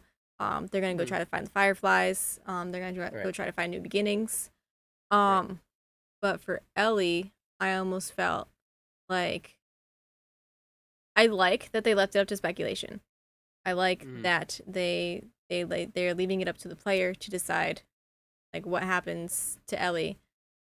Because her leaving her guitar that Joel gave her at the farm, and because the last thing we see is the moth on the guitar and the window Hmm. and Ellie just kind of like walking away. I feel like Right. that's very like Ellie just letting go of her revenge to like start over. Um, but I don't know if I'm satisfied like entirely. Hmm. Um, and that I feel like they almost did that on purpose. Like it's kind of like a Hmm. bittersweet ending. Right. Right. It's very bittersweet. Um, Ellie deserved more. She she really deserved yeah more. did. Joel deserved more. Joel deserved more. Yeah, because Joel did come back from the edge too, kind of Mm-hmm. in his own way. Um, I just I know they did it on purpose. I know they wrote the bittersweet thing on purpose, but Those naughty um, dogs. did they want to kind of put us into Ellie's feels a little bit with the ending? Like obviously we're satisfied with Ellie or not with that with Abby and Lev's story. Like we're Hmm. if they want to make a Last of Us 3, it'll probably be about them. Um, It but most likely, yeah. um, we're almost a little unsatisfied because we don't know what happens to our little Ellie that we've known since she was 14 and feisty. Um, Yeah. 14 and feisty. um, Or God. um, and so I feel like because Ellie didn't get her happy ending, we Hmm. didn't get a happy ending. Right. Yeah, I agree. 'Cause it's all about the agency again, with Mhm. which shoes they place you in at the right time. Mhm. But Ellie is discontented, and we are discontented similarly. yeah. That leads me to one last question. Okay. Do you think there's gonna be Last of Us 3? And if so, what do you think it's gonna be about? Um. Ooh. I think that there's potential for Last of Us Mhm, 3. mhm, It's been what, 8 years, 7 years since the first game's mhm, release. mhm. Um, I think if they were to do a part three, it would be a separate entity from Ellie, and it'll Right. be Abby and Lev, Mhm. or it'll connect to Ellie in some way, shape, or form, so we can actually find out what happens to her. Like maybe with JJ, um, Right. or uh, like JJ trying to find himself or something. That'd be But I cool. think that Naughty Dog is okay if they leave it where it is. Right. Dang it, Naughty Dog. How dare you play with our heartstrings like this? Mm-hmm. My only thought, like, there's just so many ways I couldn't have expected how this one went, Right. honestly. Um, but one of the things that I would say is, I feel like they could do at least this is something they could do. Maybe not they will do. But the JJ angle probably would actually work really well for this. Where I feel like the next one's going to have a huge time skip, or could Mm-hmm. have a huge time skip, and Ellie is going to be a much older woman. And I would like to see like a new younger character. It kind of like with Avatar: The Last Airbender and then Legend of Korra, Mm-hmm. you have Toph, and Toph is like this old wizened lady when she was a kid in the last one. Kind of like Ellie might have that kind of role in the Mm-hmm. next one, where she kind of like helps to guide the new character, and sort of like this like I've been surviving for ages sort of a thing. Maybe not that old, maybe not nearly that old, but you broke everything. It's all I fixed it. broken. I fixed it. Sorry. Zion no, it's all good. Science thinks that Abby and Ellie are old and team up to finish off the Rattlers, find a place like an apocalyptic CDC where Ellie finally gets the end she wants, and they end the CBI. What the CBI? I have one person guessing they're gonna connect Ellie back to Abby and the Fireflies. Um, Hmm. but I'm not sure. But yeah, no, I definitely think Naughty Dog is okay if they don't make a third one. Um, like obviously we want maybe I'm almost hoping that they do kind of like a DLC. Um, That'd be great. like how they did for the first game, where we kind of Hmm. find out how Ellie got infected and like what Right. that night was like for her. Oh God. Um, so almost something like that. Hmm. I almost want to see like her returning to Jackson. Um, That'd be cool too. or as like a secret kind of you 100% of the game. Hmm. Here's the ending. Robin says maybe Ellie decides to make it right and go back to the Fireflies to give them the cure. Maybe. That'd be I mean, interesting, that would be but interesting. it would be tough to find a doctor that could do it. That's true. He was one of a kind. Mm-hmm. That's what everyone said. Mm-hmm.